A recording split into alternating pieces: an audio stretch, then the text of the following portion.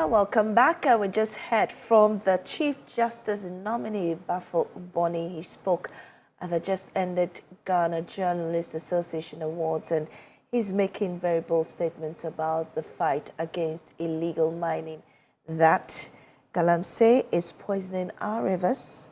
Peace and security must not be taken for granted.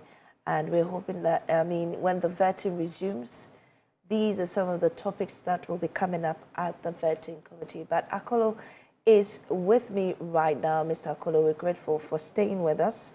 We have been speaking on the processes that have led to this point, where the committee is on recess currently over the issue of disputed nominee used by Minority Leader Afenyo Marking for the Chief Justice and nominee. And that wasn't taken well by the majority side. The Majority Leader, Mahama Ayariga, shut it down and insisted he wasn't going to allow the Minority Leader continue with that statement, and that led to a banter for almost 2 hours. Well, Mr. Akolo, we're still here debating what's going to happen next, the vetting, but I just want you to tell us a little bit about what you think about the Chief Justice, and he's already making statements about the galamsey fight or illegal mining. As we all know it, it is destroying our river bodies, destroying our crops, our lands, and currently is becoming difficult to curb the menace. We unfortunately have lost the Parliamentary Communications Director for Parliamentary Africa, and Mr. Akolo would join us shortly on the line later. Let's go back to Parliament and find out what's happening now. James Aveji there, standing by for us. James. And the members of the committee are gradually returning to take their seats here. I see the Majority Leader, Mahama Ayariga, together with his Majority Whip, Honorable Roxanne Nelson Dapamekpo, all seated, waiting for leadership of the committee to return for the proceedings to hopefully begin. A number of them are returning now after that short break taken by the members of the committee to possibly go and resolve the issues that has been happening here during the vetting. The proceedings started at exactly 11:45 a.m. and we're expecting that it would have been a smooth process. That wasn't the case, leading to a back and forth, a controversy between the two sides of the House, both the majority and minority leaders, Mahama Ayariga as well as Honorable Alexander Afenyo Marking, all caught up in that confusion and state of disagreement with each other.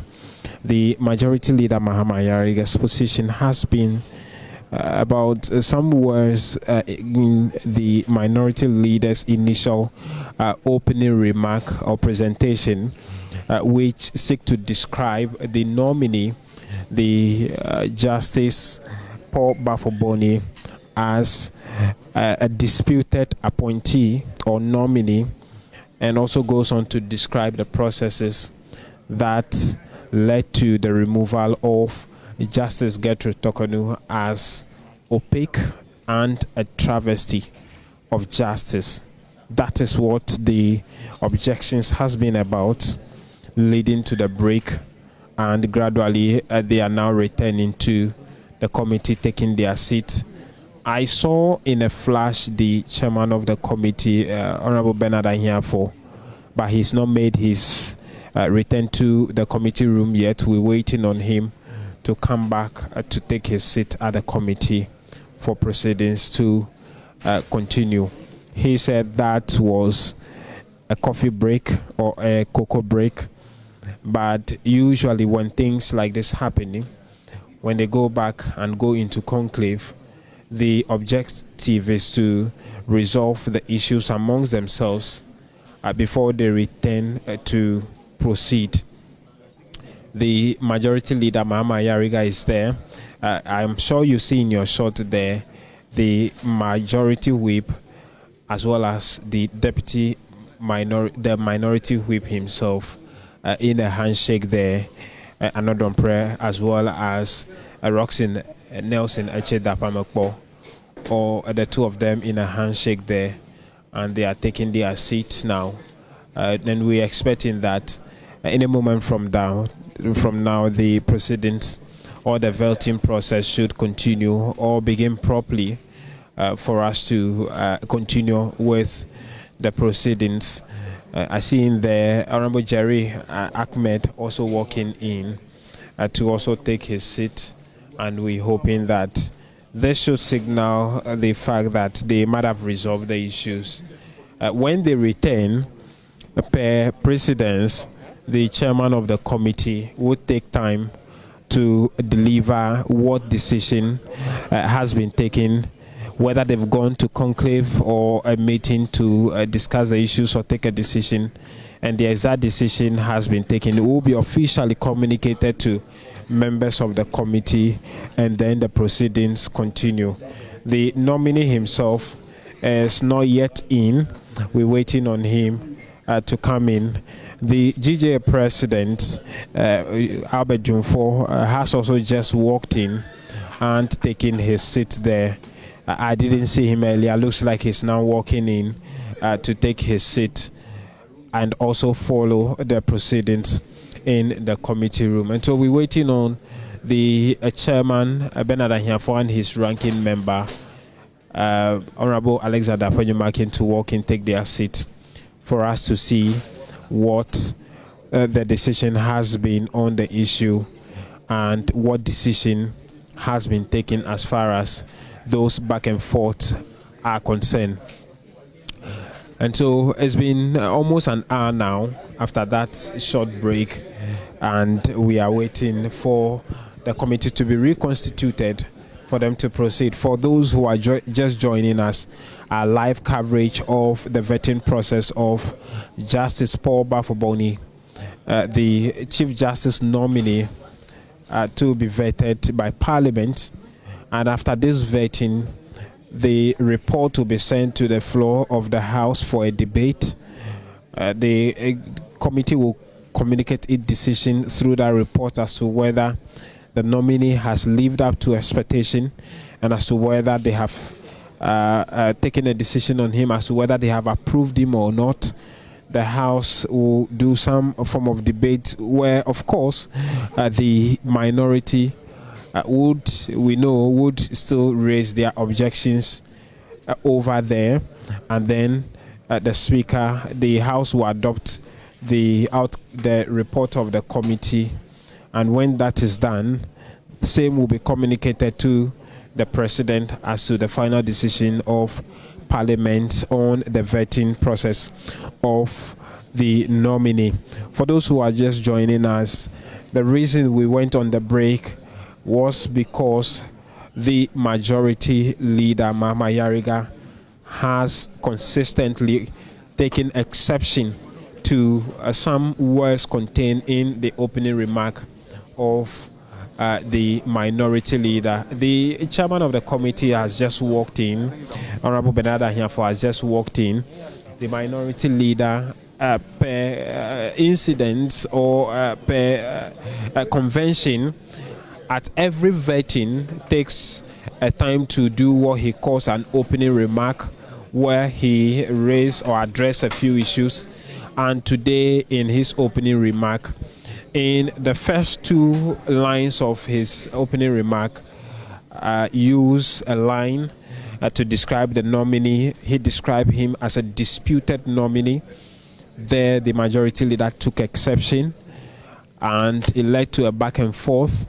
He went on to also describe the process that removed Justice Gertrude Tokonu as an opaque one and a travesty of justice.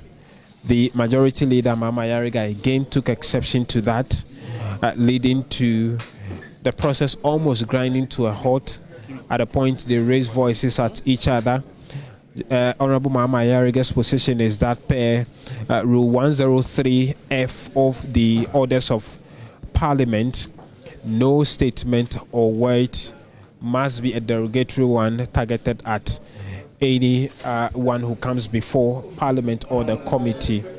And that is what led to the back and forth, and the House went on a break.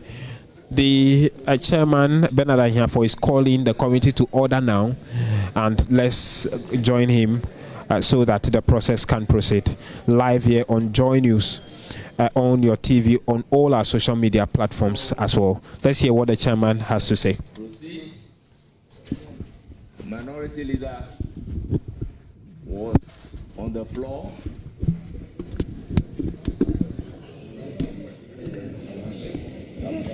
About to land, I will give him the floor to proceed to do so.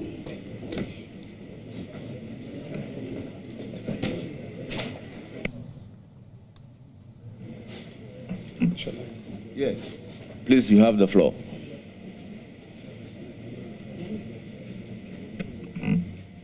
Chairman, thank you very much. Chairman,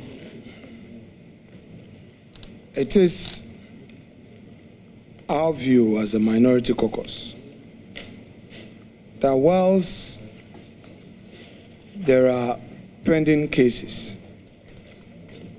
by Her Ladyship Justice Araba Isaba Tokonu in court, we as Parliament must not be seen to be acting sub judice of the very issues she is raising in court.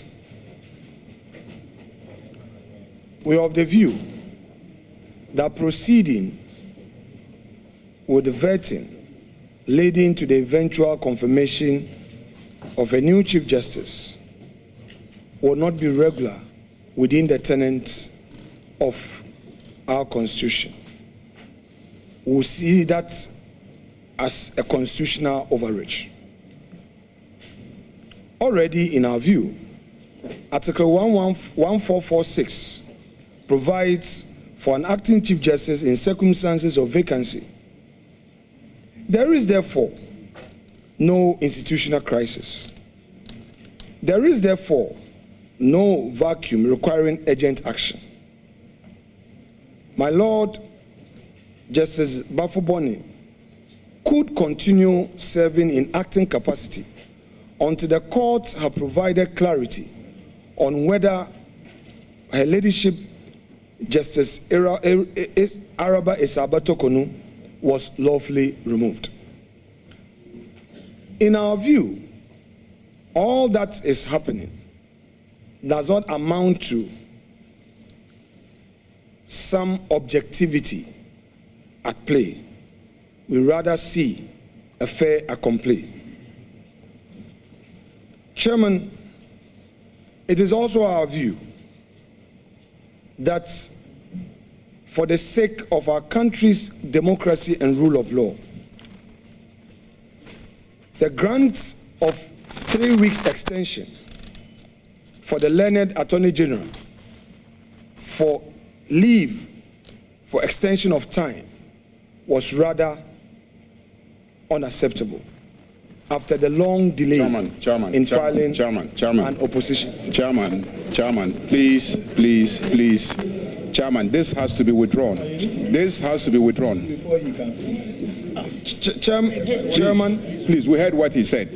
You can't sit here and malign a decision of a court. It's not acceptable. It's not acceptable. Please, don't let us keep doing this, and then send the impression out there we are bad people, we are a minority trying to prevent you from. The rules are clear. You've been told the rules severally. Please.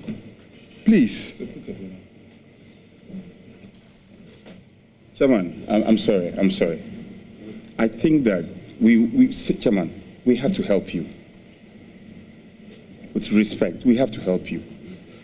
My leader speaks at will. He speaks at will. We all know the practice in this house. Leader, you have to catch the eye of the speaker. You have to respect the chair. This attitude of suddenly punching the microphone and speaking. You are our leader, but you are a member of parliament. You are subject to the same rules as apply to all of us.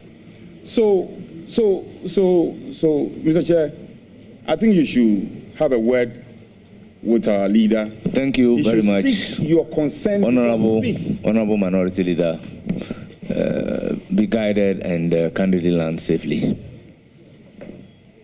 Chairman, please. Yes, Honorable Ayarga.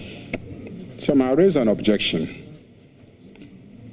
to his reference to a judicial decision and the conduct of a judge. And the rules are very clear. I really don't understand why the minority leader wants me to keep reciting the rules, because everybody knows that the rules are clear. You can't say that about a decision of a court. You can't say that. So he has to expunge that. Honorable Majority Leader, I have heard you. Honorable Minority Leader, be guided accordingly and proceed.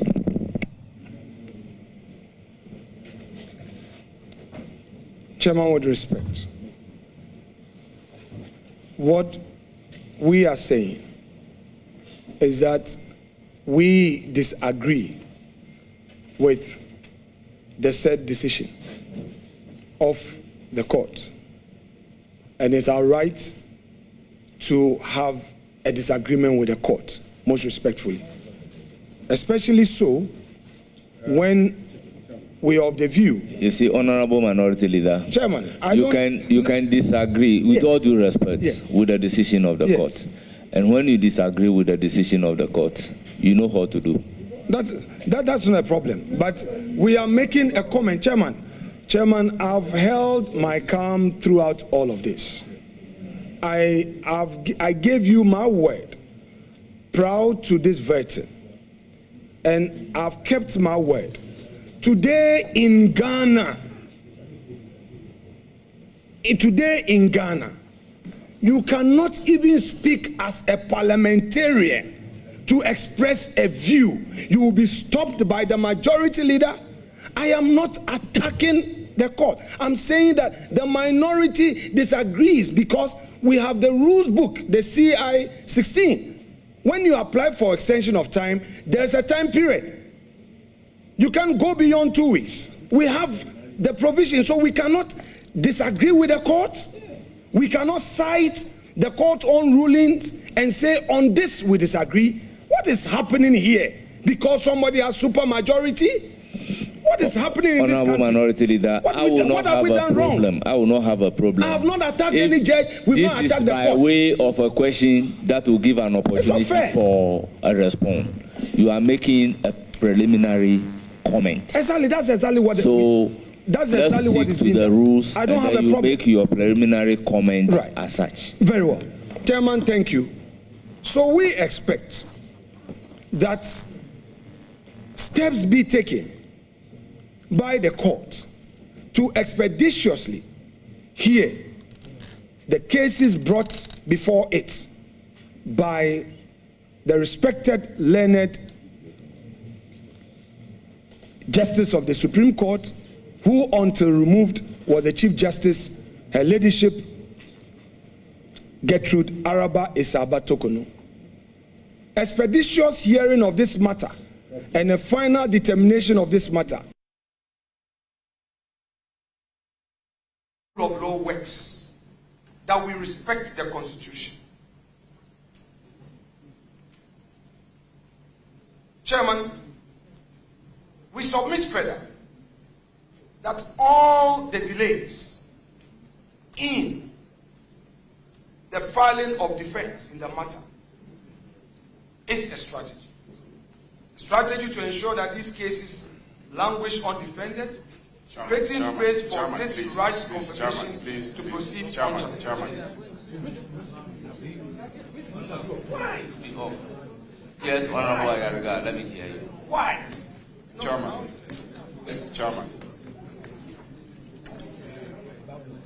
I know now and then the minority leader will say that we are politicians and we should be allowed to do politics. Yes, we are politicians and we should be allowed to do politics. But when we sit here, our politics should be guided by rules. The rules are very clear, Chairman. The rules say that where, in the opinion of the Speaker,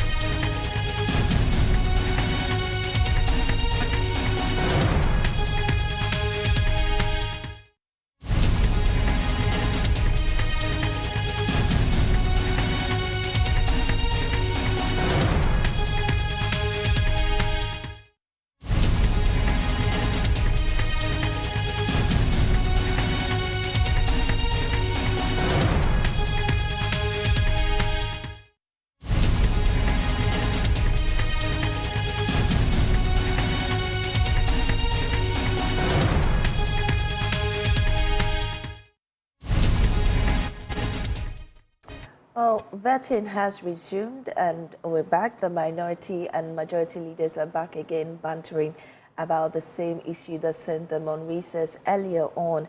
It's been 2 hours and still counting, and they're back to square one. Currently, the minority leader is trying to, or attempting to, address the House with that same statement that had continuously been rejected by the majority leader, Mahama Ayariga. With me in studio is Faustina Safo, and she's joining me with this live coverage of the vetting of Chief Justice nominee Paul Baffoe-Bonnie. Fausti, so currently we're back to square one. We are indeed. Indeed. Quite unfortunate. The leaders of the House don't seem to agree or see eye to eye with this particular statement that it seems the minority wants to bulldoze through, you know, to make. But let's get back to Parliament, and we understand that we have the feed now. Let's go back to Parliament and get the latest from the minority leader. Well, minority leader, with all due respect, we are a house governed by rules. Sure, but I can be guided by the rules that enable the speaker or the person presiding to take a point of order against a point of order or a response to a point of order from any other person apart from the person who raised the issue. So the rules are applied. That is why I asked the honorable member to put his microphone off, and then I'm giving you the floor to respond to the issue of the point of order raised.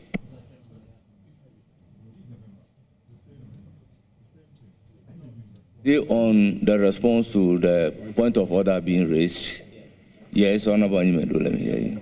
Yeah, Mr. Chairman, I have been quiet since morning, and I think that we must be serious as a committee.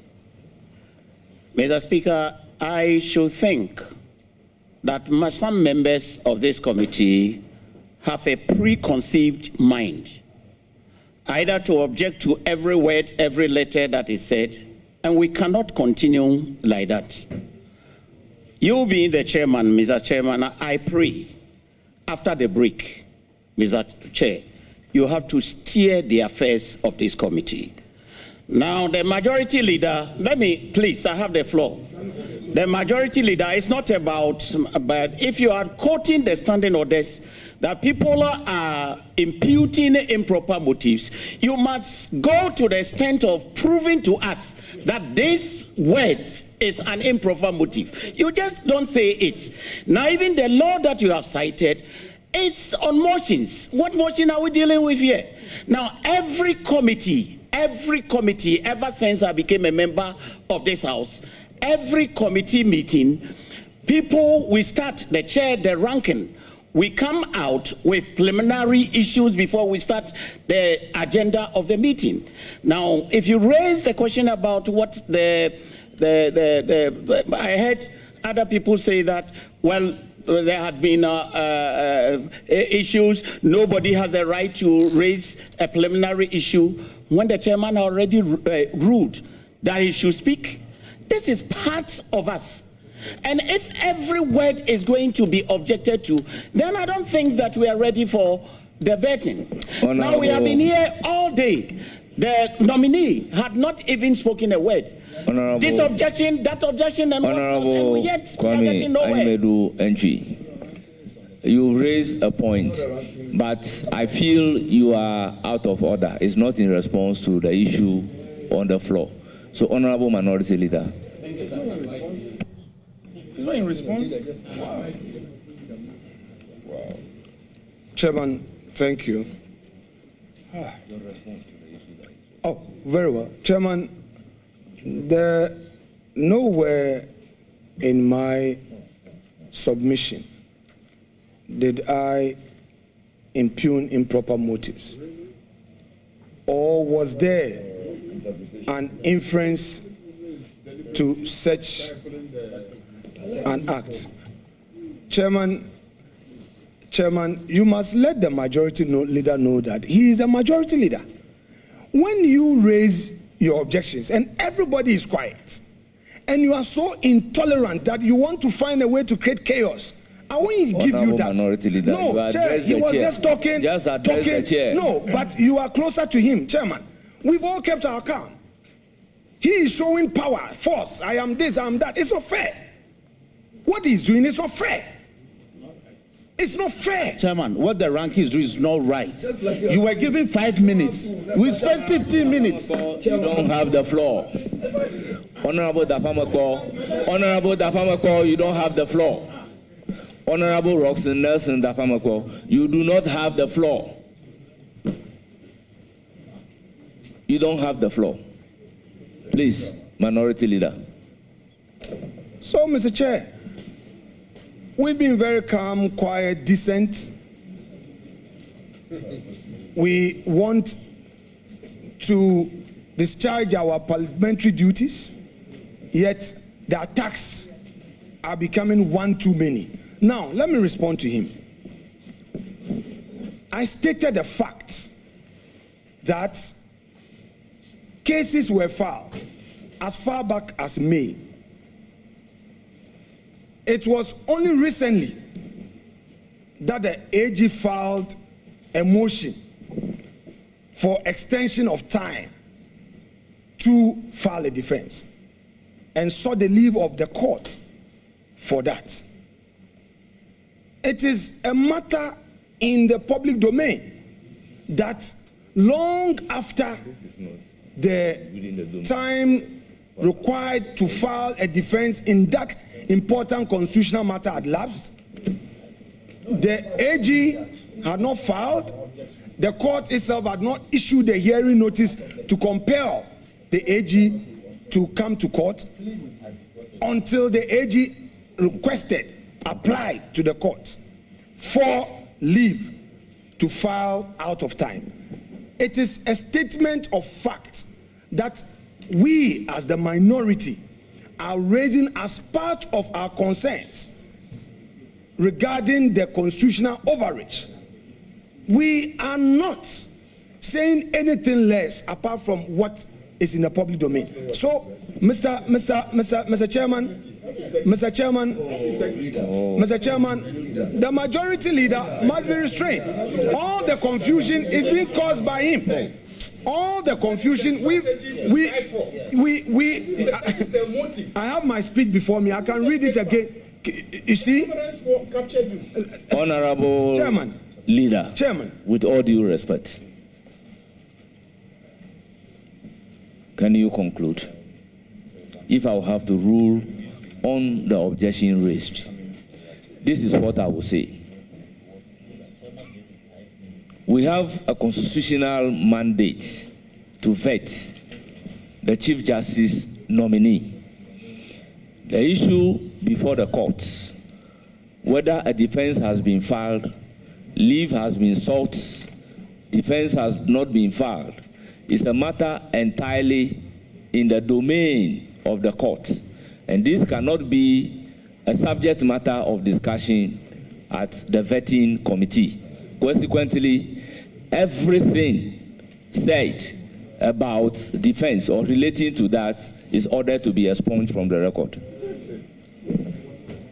Chairman, Minority Leader, please proceed. Chairman, with respect. Chairman, with respect.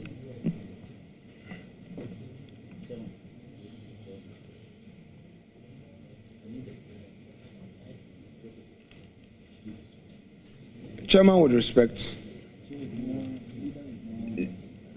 You are not doing justice. And I say so because everything that is happening here appears to have been well rehearsed by the majority leader with a view. You see, Honorable Leader, Chairman, you have been a majority leader Chairman, before. Chairman. Becoming a minority leader, there is nothing that is well reserved. Chairman, this approach where they'll come, force you, speak, put on a mic, then you say it is expunged. What exactly, what particular word are we expunging? I think you heard my ruling very Chairman, loud and clear. If you disagree with it, you know what to do. Will you proceed? Don't worry. We are all aware of what this whole thing is leading to. So no problem. Chairman, we the minority hold a view that Article 1271 gives the Chief Justice authority to ensure effective administration of justice. Article 1272 requires all state organs to assist the courts. Yet, in the instant situation, there are no visible steps to compel speedy trial. We have not yet heard of any hearing for all cases challenging the legitimacy of the process leading to the removal of Her Ladyship Justice Araba Isaba Tokono. We believe that the acting Chief Justice wields the administrative power on this matter, and just as the injunction applications were held expeditiously, same could have applied in this instance. Chairman, it is regrettable that our motion that was intended to have dealt upon this matter did not see the light of day. We hold a view that the judiciary is not the executive's enforcement arm. It is neither Parliament's ally in political projects. It is a guardian of our Constitution, the protector of our rights, the final arbiter of all our laws. Its independence is sacrosanct. Its integrity is non-negotiable. It is the oracle of justice emanating from the people of Ghana. Chairman, for all the reasons given, including the very actions of the majority leader, basically denying us every opportunity of expressing our opinion on an important national discourse. Be it known to you, Chairman, and the committee, and the country, that we, the minority caucus, hereby vote en bloc to reject the nominee. We would want to state on record that the majority can proceed with the questions. We do not intend to proceed with any question. We are, however, registering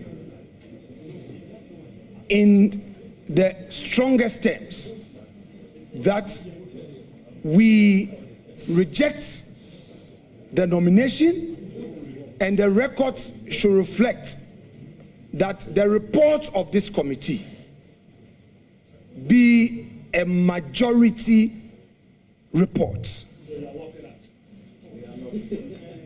Woman, compose yourself. Honorable colleague, when we show you respect, reciprocate. So far, we have extended to you every courtesy. We've heard all those unpalatable words. We've heard the abuse. So please, for posterity's sake, listen to us. We don't need to vet a nominee before we vote against the nominee. We have preliminary issues well grounded in law. You may disagree with us.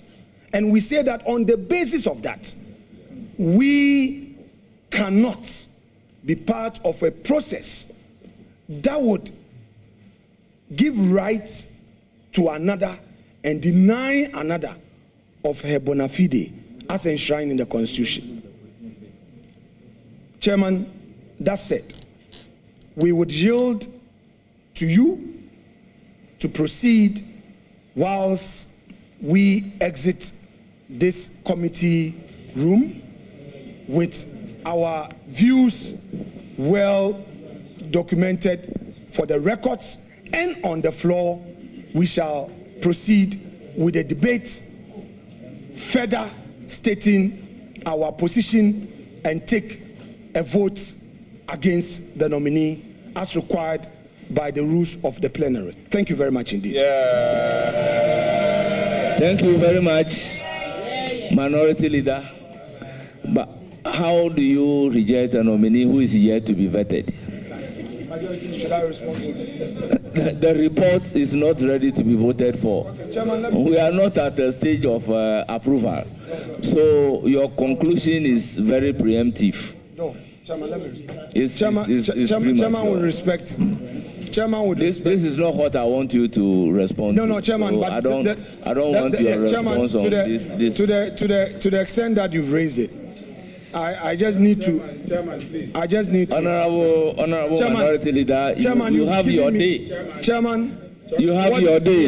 The two microphones should be off. Chairman, the two microphones should be off. With all due respect, we have registered our position. Honorable Minority Leader, that we have rejected. We don't need to vet agreed on your position. We reject it, and we voted agreed on your position. Yes. Yeah. When it is time for voting, then you can vote against the nominee. Yes.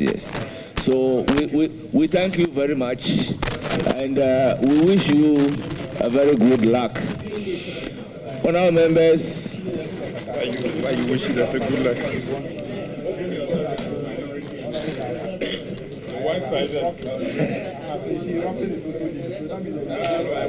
Yes, sir.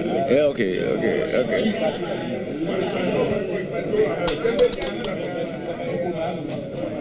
Yes. Honorable members,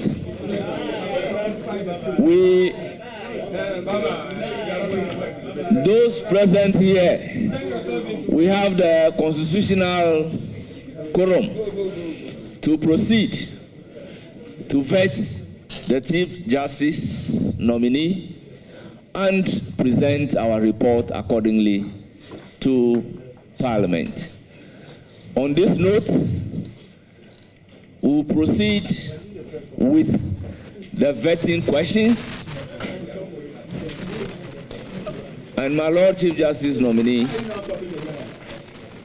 members of the committee will then ask you questions, and you are expected to give response to those questions.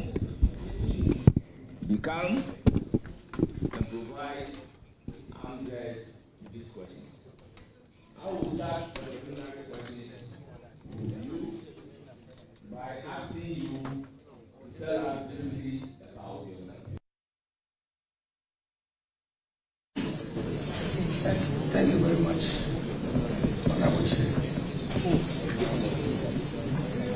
Before I start my statement, the actually expectation, may I be allowed to make a brief opening. Allowed you be allowed to do so after you have indicated to us who you are.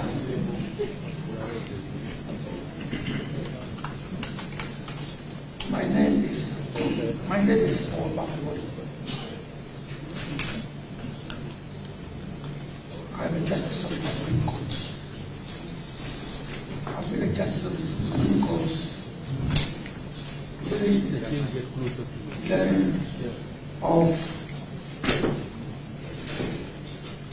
11th of June. I think in the audio. The 11th of June 2008. So 17 years plus I've been a Supreme Court judge. Before the 11th of June, for 2 years I was a Justice of the Court of Appeal. Before then I was 6 years as a High Court judge and 7 years as a Circuit Court judge. I was born on the 26th of December 1956.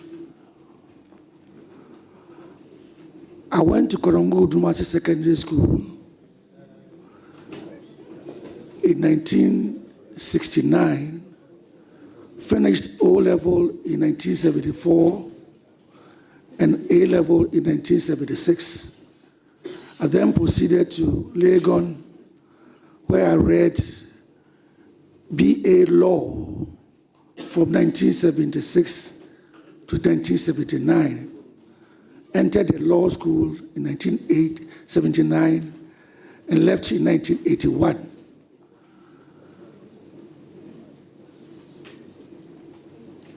I was called to the bar in 1983, 2 years after I had graduated from the law school, because at the time we were being called to the bar, my colleagues were being called to the bar in 81.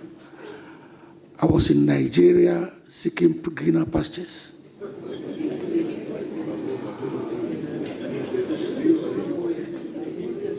I taught for 2 years in Nigeria before coming down to Ghana, when I was called to the bar and I started practicing law.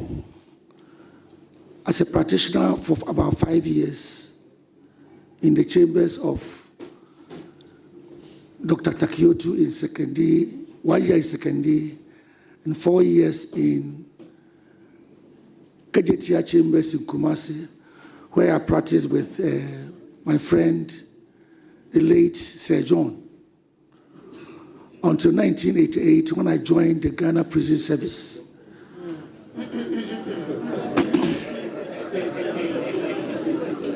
I joined the Ghana Prison Service in 1988, and I underwent 6 months military training, and I was posted to Sekondi. That's where I met my wife. At the time I met my wife, he was also a Bob No rank person. She didn't have any rank, actually. A sixth former who was then starting her career in the prison service. I was with the prison service for 2 years, till 1990, when we were told that I, as a deputy superintendent of prisons, couldn't marry a junior officer because we couldn't go to the mess together. So I opted out of prison service so that she could stay.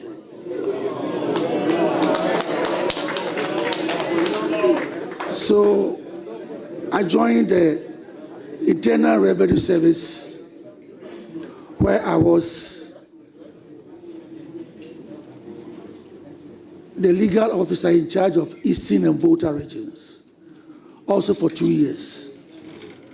Then finally joined the bench in 1992 December. And the rest is history. So I was posted to Duyaya Nkwanta as a circuit court judge, brought to Kumasi. For 7 years, I was circuit court judge and I became high court judge. And then I'm now here. So I've been a Supreme Court judge for the past 17 years until 22nd of April when I was nominated to act as the Chief Justice during the period of the turbulence. And I'm here before you as a nominee for the position of Chief Justice. Now, if I may read my opening remarks, now that I've asked the first question. Thank you very much. So, my Lord, beyond telling us about who you are, you indicated you have an opening remark. We've also seen your credentials. In giving us the opening remark, you should briefly describe the personal values and experiences that you believe most qualify you to serve as Ghana's Chief Justice. Thank you. You combine it with your remark. Okay. Honorable Chairman, it is a profound honor for me to appear before you today as nominee for Chief Justice. The judiciary of Ghana stands at a defining moment. As I appear before you today to be vetted by Parliament, I do so fully aware that this process is not merely a constitutional requirement, it's a national reckoning. My nomination comes at a pivotal moment in Ghana's democratic journey, a moment marked by public skepticism, institutional fatigue, and a growing demand for justice that is not only delivered, but deeply felt. As I step into this role, subject to your endorsement, the nation will look to me not merely to preserve the judiciary's legacy, but to renew it. The nation needs a judiciary that does not merely interpret the law, but elevates the nation's conscience. With your guidance and cooperation and that of all stakeholders, I pledge to restore confidence in our judiciary and leave it stronger than I found it. If I'm endorsed by you, I pledge to lead an era of greater transparency, efficiency, and accessibility in our judiciary. I do so mindful of the constitutional role of the judiciary, not as a political actor, but as a guardian of rights, checks against abuses, and final arbiter in the rule of law. I propose to anchor our transformation on 3 pillars: procedural clarity and predictability, efficiency and accountability, and open justice. If confirmed, I will stand with every judge, every staff, every court user, and every citizen in the belief that access to justice should not depend on who you are or your connections.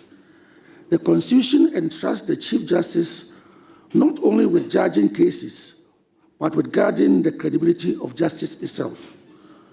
My task, if confirmed, is to ensure that the law remains both a shield for the weak and a restraint upon the powerful.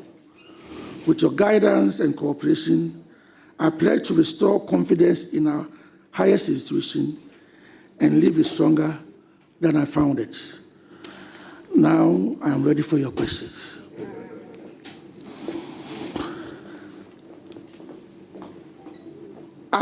Throughout my career, from prison service, through the Internal Revenue Service, and the Judicial Service, where I've been for the past 33 years. I have integrity. I've believed that everything that I have done as a judge has been done with integrity, honesty, and impartiality. I have charted a course of adjudication that believes that the law should be the law for everybody. And that it doesn't matter who you are and what you are. Once it comes to the law, it is no discriminator of persons. That has been my abounding lifestyle. And if anybody were to go through any of my files at any of these places, this is what you come up with, that this man is honest, this man has integrity, and this man has what it takes to be a leader. And I believe that I have what it takes to lead the judicial service. Thank you very much. That is preliminary. I will then proceed to give the floor to Honorable Roxanne Nelson Kwame Eche Dapamekbo to ask questions. Honorable Member, you are entitled to 3 questions. You may ask up to 3 questions. Chairman, thank you very much.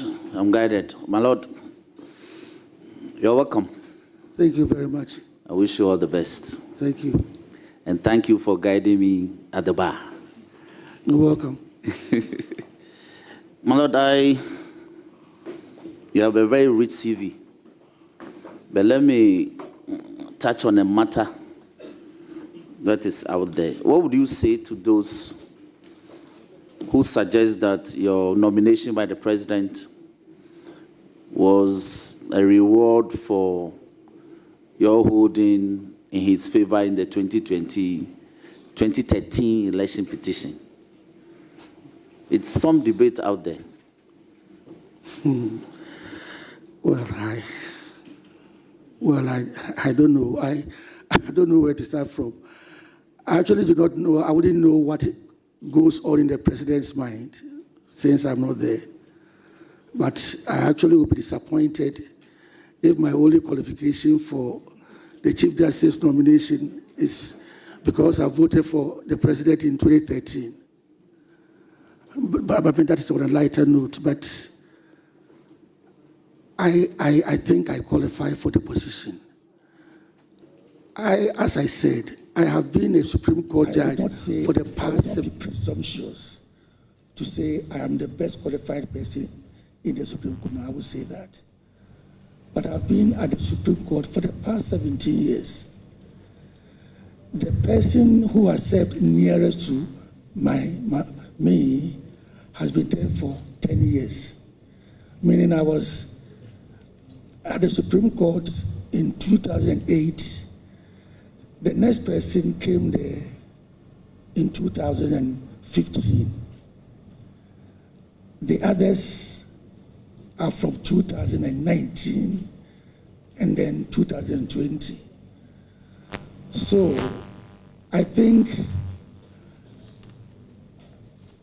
I qualify for the position.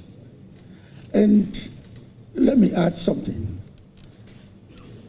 I was actually, if you look at my CV and if you follow the trajectory of my career, I was actually admitted, I actually was made a circuit court judge by Chairman Rollins. Then I was promoted in 2000 and I was sworn in together with Secretary Jamefe, I was sworn in by the then Vice President, President Mills. Then I was elevated to the Court of Appeal by President Baffoe. Then to the Supreme Court by President Baffoe. So if, that was 2008. So if 17 years later, another president deems it fit to elevate me to the position of a Chief Justice, I think I cut across all political boundaries. I don't think that, I think I'll be a reason for people to say that, oh, this man is deserving of the position. Because from Rawlings, Mills, Kufuor, and then Mahama, I think I deserve the position, that's why. But as I said, the president might have personal reasons. I don't know that.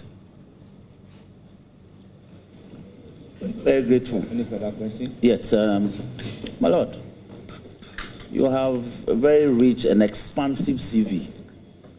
I see that you've done, as part of your work as a juristic officer, you have also worked extensively in election and election-related matters, chaired a lot of committees. Now, the argument is out there regarding the duration that presidential election challenges take, all the 2 or 3 that we've had so far. Will you consider, if you get the approval of this House, will you consider introducing reforms such that, for instance, a challenge can be determined before inauguration on the 7th? Will you consider that? That is between the 7th of December and the 6th of January. Will you consider introducing? Thank you, Honorable Chair. Thank you, Honorable Chair.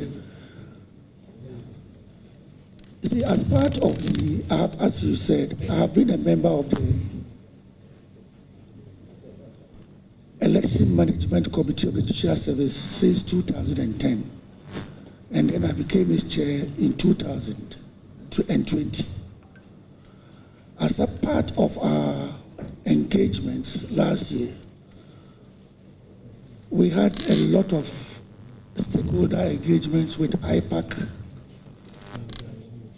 We had stakeholder engagements with the CDD, CODEO, that is CSOs, and then the Peace Council. The main theme of these meetings was the fact that in 2013, the election petition lasted for almost 8 months. The final decision came on the 29th of August. Essentially, I'm the only surviving member of that panel. Everybody else has retired. The final decision came on the 29th of August because one of the first drawbacks was we spent almost 1.5 months discussing whether to even allow the NDC as a party to join the action. In the long run, at the end of the day, by a majority of 6-3, NDC was joined to the action. It was one of the greatest mistakes we made in that particular trial. And that was one of the first things we touched on after the trial. We went into a conclave and came up with the decision that, no, there was no need to join any other party. So CI 99 came up, and that was when we decided that the trial and everything could be done within 42 days. So discussions went on, and we agreed on 42 days maximum for presidential election petitions. And so in 2020, when there was an election petition, it was a straight fight between JDM and then Akufo-Addo at the time, and then the East. And it took 42 days to deal with that election petition. But we know that Kenya does theirs within 21 days. The only time America faced an election petition, that was between Al Gore and Bush in 2000. The election petition, whatever it was, ended with the declaration of the new president before the inauguration. So at most of these forums or fora where we discussed the elections in Ghana, we came to the conclusion that it should be possible to have the election petition concluded before the 7th of January, the inauguration day. And the first suggestion that came, which we think was a masterstroke, was that we should have the elections on the 7th or the 8th of November. If we have the elections on the 7th or the 8th of November, by the 10th, the results would have been declared. If we have the results declared on the 10th of November, we have 20 more days before even November ends. Then 31 days of December, then 6 days of January, making a total of 57 days. Assuming we want to stick to even the 42-day window provided by CI 99, we can have the election petition filed, responded to, and everything tried within the 42 days, because we have 57 days. That is number one. In addition to that, we can have, lawyers say that every originating motion or originating process has to be served personally on the defendant or respondent. But we all know that in this day and age, every form that anybody fills with the EC, you have to provide electronic address. You have to provide email, telephone, WhatsApp, and all that. So instead of saying that you file a petition and it takes 7 days to get to the respondent, using the electronic mail, we can reduce the number of days to, let's say, 3 days. So a process that is filed, if it is served electronically, even the originating process can be filed and served electronically within 3 days. Instead of waiting for, let's say, 1 week for the response, we can reduce the number of days for the response to, let's say, 4 days. So if we adjust times like that, by the time we get to about, let's say, the 30th of November, that's granted that we had the elections on the 7th of November. By the time we get to November ending, processes would have been, pleadings would have closed. CMC, court management conference would have gone through, issues would have been settled, and then a trial will begin. And a trial like that, we can say it should take no more than 2 weeks. And once 2 weeks are there, we say judgment should be given within 1 week on the release of the results. Meanwhile, at this point in time, during December, we have a lot of holidays. But under the fiat of the Chief Justice, the the registries can be made to stay open so that processes can be filed, served, exchanged, everything can be done in such a way that we can have all these things done before the end of January, so that by 7th of January, Inauguration Day, we will have our president who will take the sword and swear to his people and be able to say, because we all know in 2013, for 8 months, the president-elect was performing his constitutional duty all right, but he wasn't too sure whether he was going to be chopped off or replaced or what. Even though the 2020 election petition also lasted for only 42 days, it lasted beyond the inauguration. So these are things that we have discussed, and we shall need the input of Parliament when it comes to LIs and CIs to be prepared. So this is what I intend to pursue so that we can have our election petitions, if any, in future, and I'm sure there will be, and before the inauguration. Thank you. Thank you very much. Do you have any further question? Mr. Chairman, thank you. That is so. My Lord, I appear to be the lone ranger in this matter.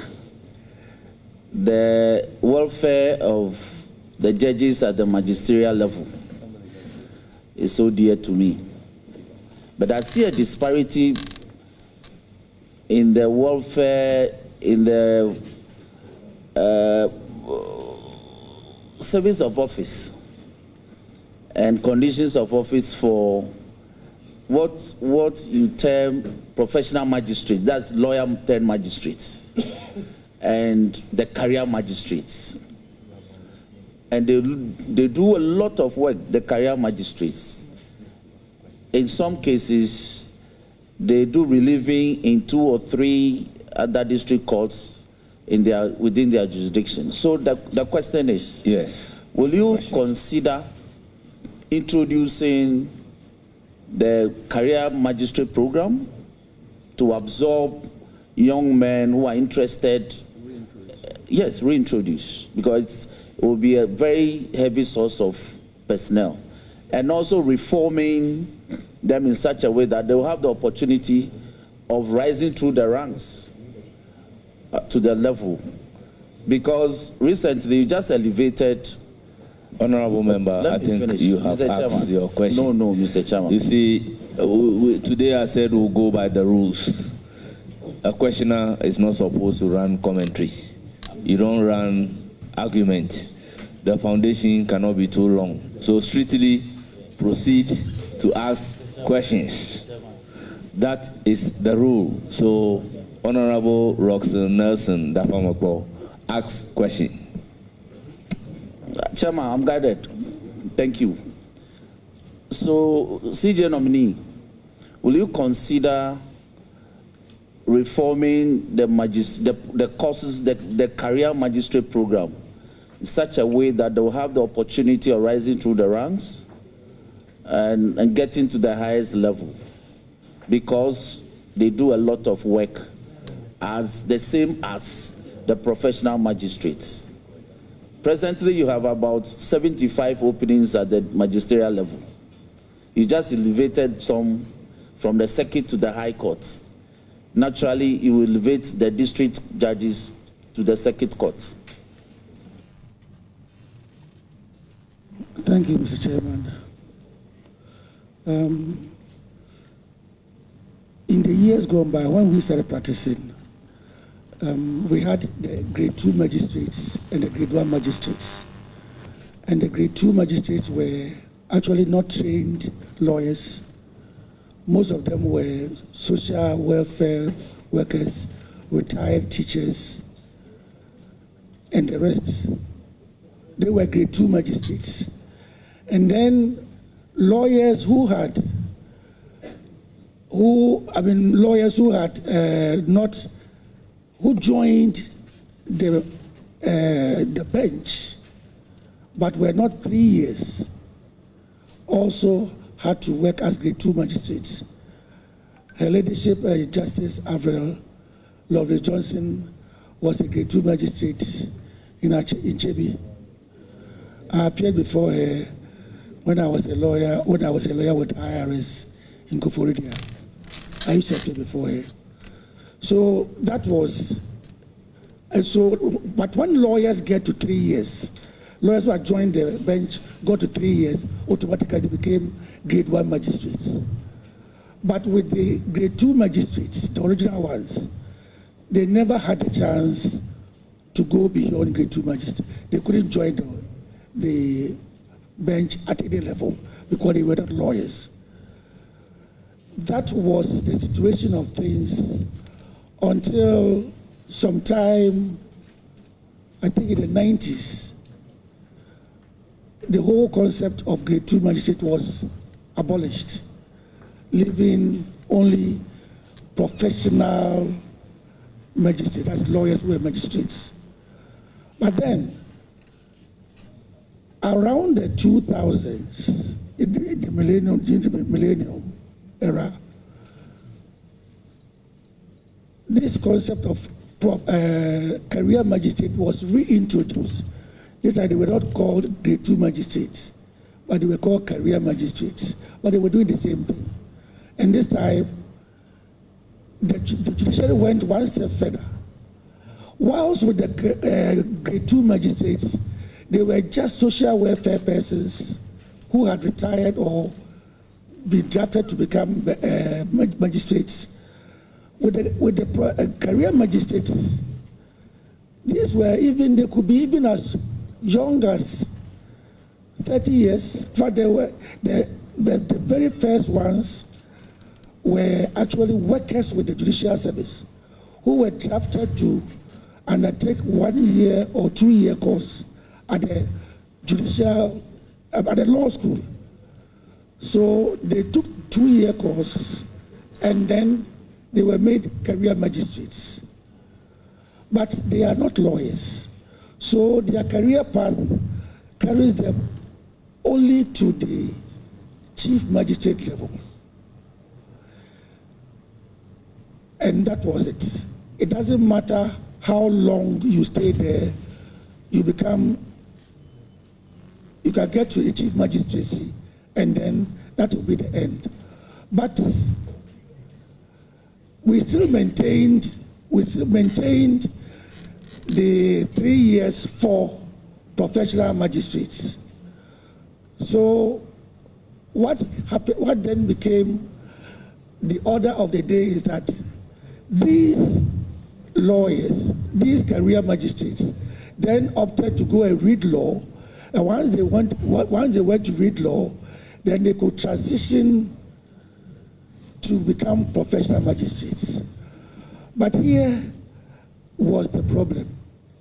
You find somebody who has been a career magistrate for, let's say, 7 years, 8 years, 9 years, 10 years. Now he goes to the law school, he transitions, he's a lawyer now. And because he hasn't spent 3 years, he has to remain on the career magistrate level until he becomes 3 years. He gets to 3 years. Even though he might be more experienced than somebody who has left the law school and, been practicing for the past 3 years. So there was a problem. And then again, I know, for example, in the army, if you go through the rank of, let's say, the junior ranks, the furthest you can go is maybe chief warrant officer. But in the army, you have a warrant officer who, because of longevity, maybe even be receiving a salary higher than that of a captain at a senior officer level.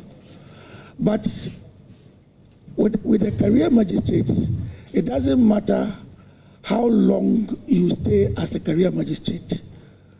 You cannot run an incremental that will make you overtake a professional magistrate, somebody who has joined just this year. All these were problems that, but as our number member was saying, only about a month or so ago, we had a send-off party for a couple of our retired career magistrates. And it was when their CVs, their citations were being read that we realized that we really need them. Because these are the people who are prepared to go to the nooks and crannies of the country. Maybe you are a magician, maybe you have been following the judicial service. But the vacancy at the district court is 116 at the district court. We are not getting lawyers to join at the magistracy, at the district court. Most of them want to come to the circuit court and to the high court. So with the current elevation of some circuit court judges to the high court and the district court to the circuit court, we are going to have an opening for 116. And I can assure you, we are not going to get, no matter how often, how much we advertise, we're not going to get lawyers to come and fill these vacancies. So it is my project that I will be discussing with the Judicial Council, the reintroduction of not only the reintroduction of the career magistrates, but we should be able to have a proper remuneration regime for them so that those who come can stay. And then, again, it should be possible that there should be a law that makes it possible for somebody who has been a career magistrate for a certain number of years, if he becomes a lawyer, then he doesn't need to wait for another 3 years to become a professional magistrate. There should be a smooth transition. This is a project that I intend to pursue. Thank you very much. I will then proceed to give the floor to Honorable Muhammad Shaibu.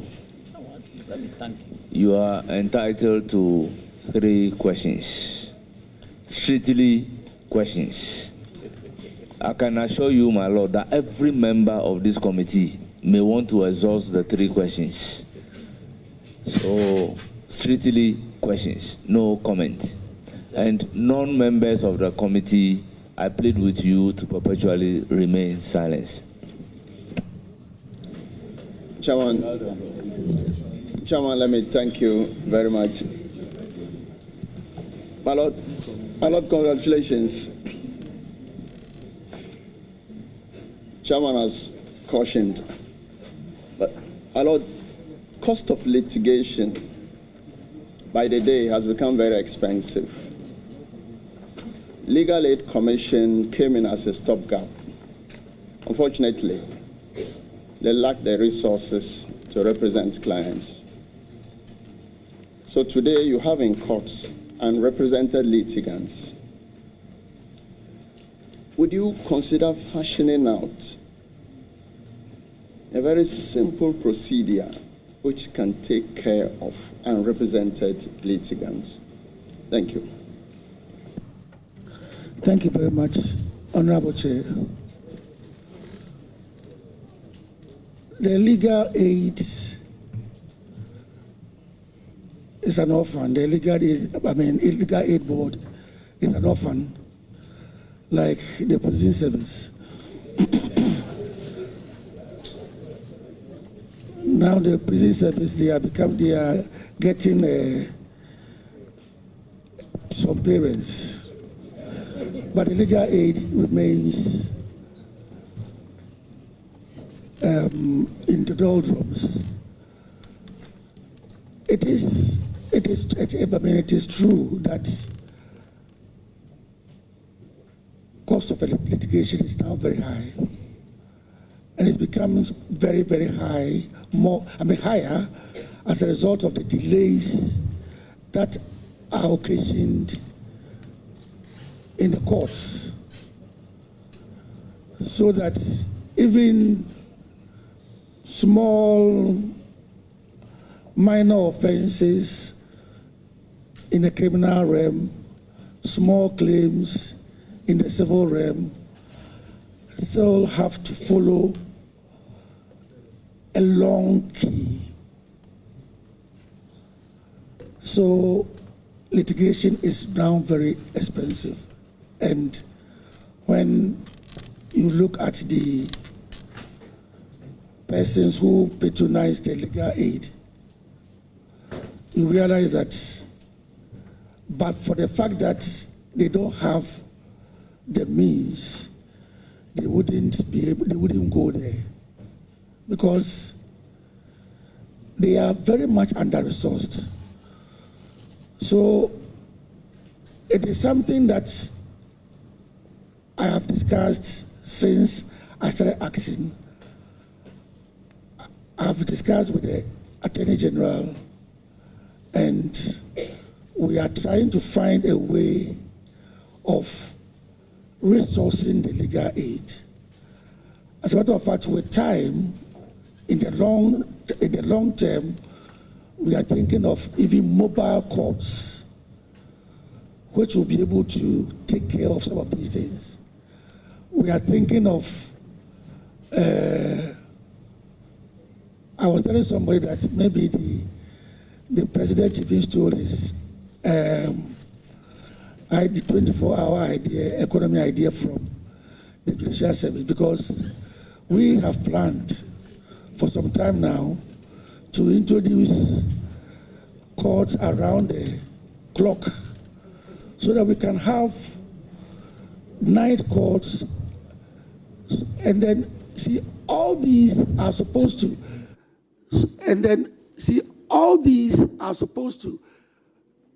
augment the legal aid situation. If there are courts around to take care of cases, definitely the cost of litigation will go down.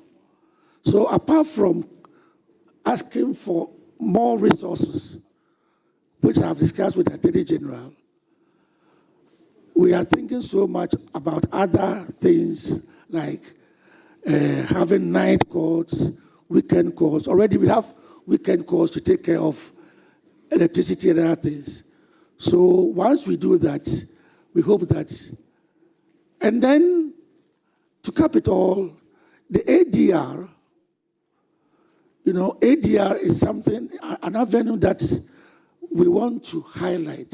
Already we have court-connected ADRs, and then we have set aside weeks, 1 week in every term, to have ADR sensitization. But people are still not sensitized enough to resort to ADR in some of their claims. So we have a combination of plans to get rid of, to resolve the legal aid and also reduce the cost of litigation. Thank you. Thank you very much. I recognize a supplementary question from Honorable Mahama Yariga, the leader of the House. You have the floor. Thank you. So, my Lord, do you have your commitment that your court will now sit 24 hours when you become Chief Justice? Judiciary at 24 hours. I said we are exploring. Already we have, no, we want to pin you down to a specific commitment to this committee that the courts will explore and will sit 24 hours and provide opportunities to citizens to pursue justice 24 hours. Well, it is possible, but for now, we have some courts that have morning shifts and afternoon shifts. At least for now, we have that one. And we have some courts that sit over the weekends. So it is now left to us to, so we can say we have a 16-hour economy. It's now left to, with time, maybe we will get to a 24-hour. I'm certain the president stole his ideas from us. Thank you very much. Honorable Shaibu, do you have any further question or follow-up on this question?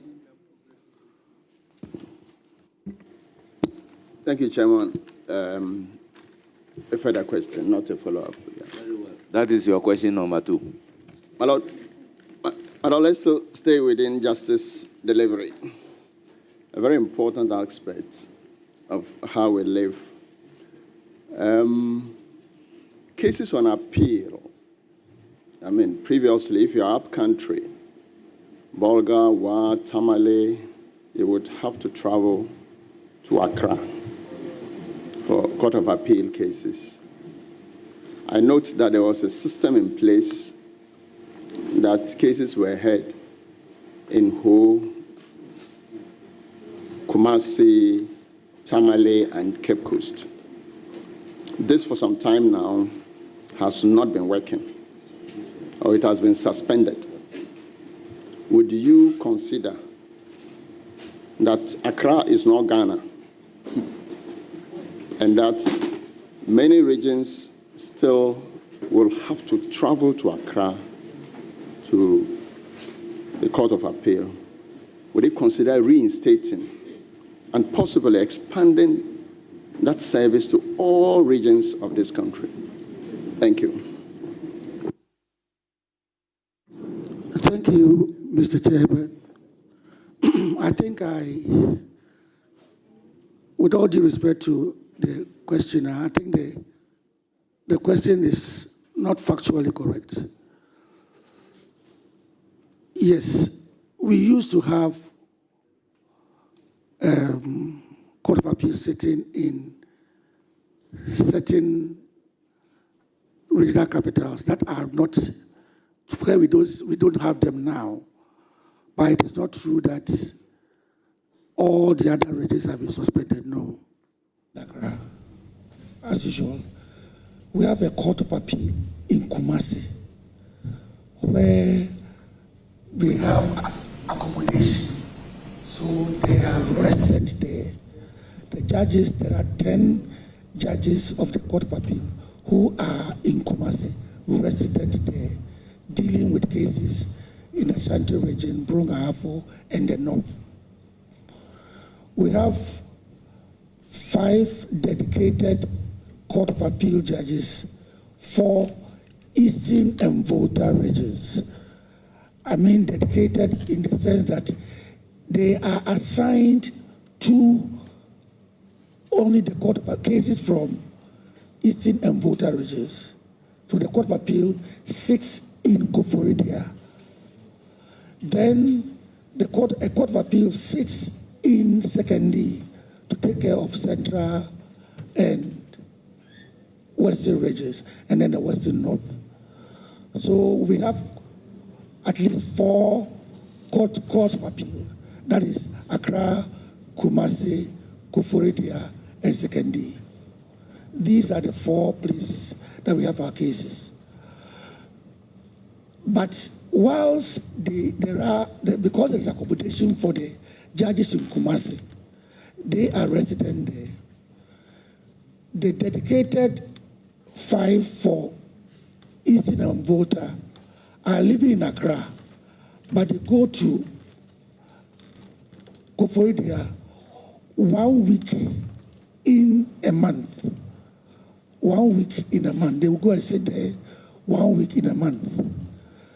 Then those who are for Sekondi also go to Sekondi and deal with cases 1 week in a month.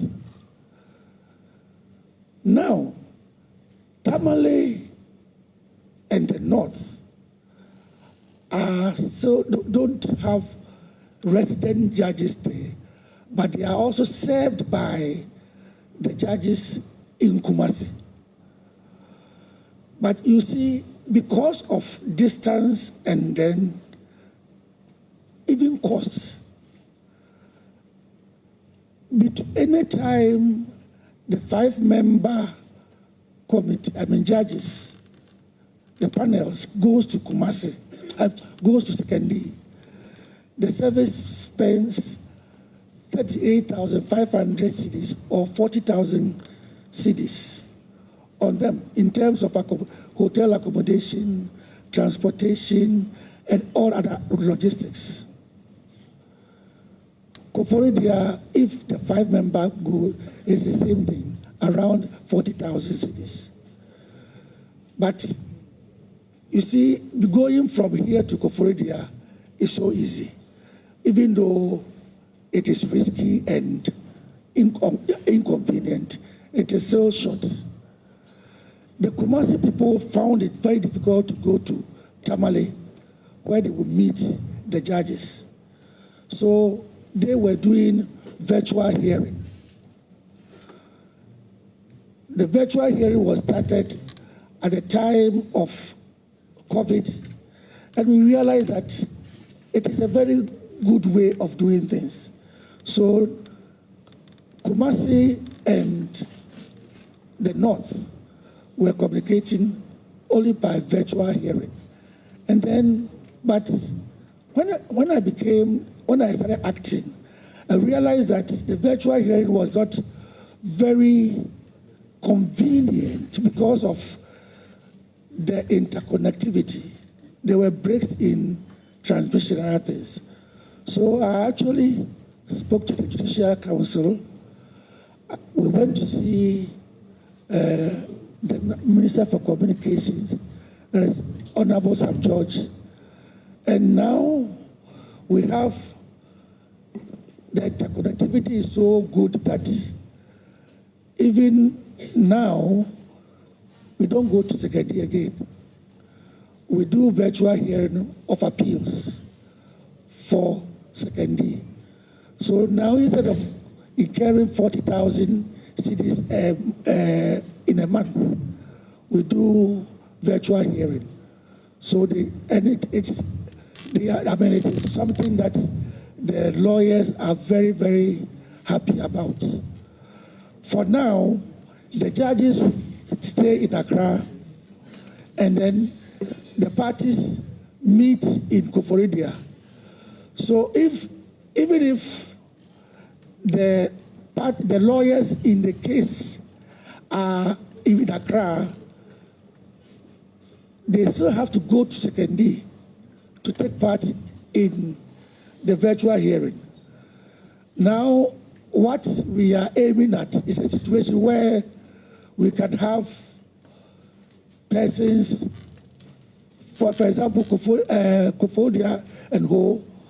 We are trying to get to a situation where lawyers will not go from Koforidua and Ho to Koforidua, but they can also have a hearing whilst they are in Ho, so that the judges will be in Accra, the parties could be in, one of the parties could be in Koforidua, another party will be in Ho, or Cape Coast lawyers can sit in Cape Coast and listen in and take part in it. That is a long-term project, but for now, the regional capitals are taken care of by way of virtual hearing.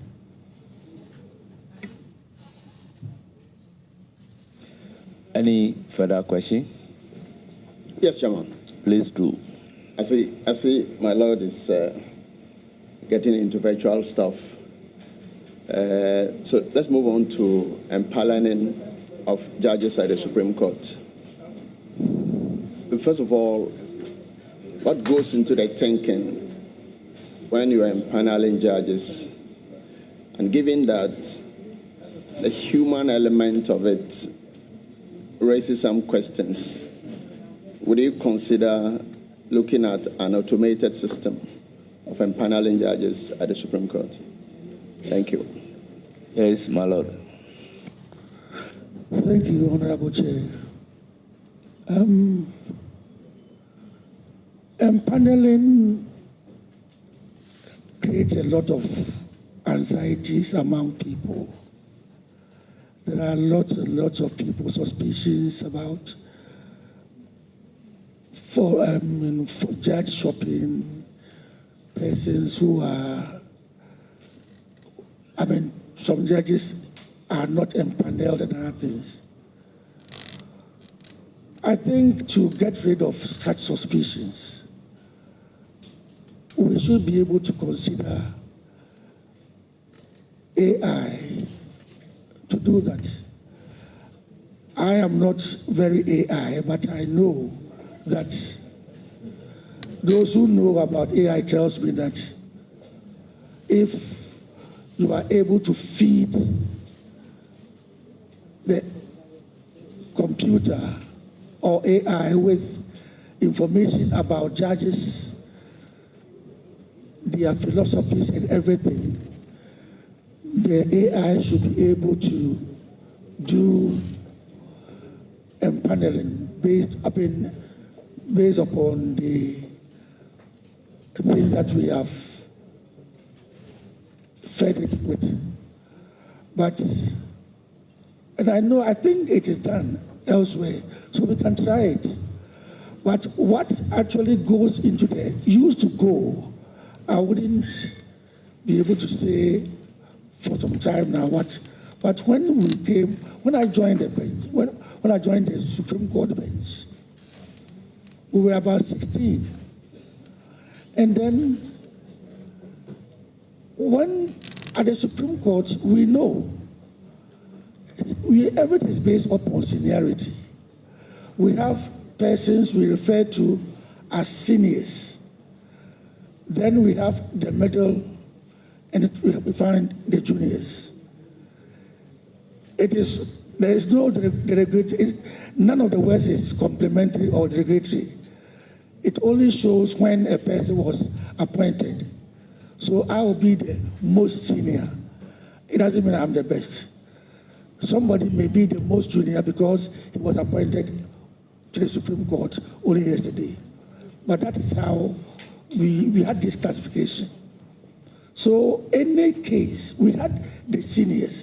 So any case that we wanted to empanel, you find one senior. Since we sit in panels of 5, we have a senior, we have 2 middle, and 2 juniors. And that makes a panel. And it was done randomly.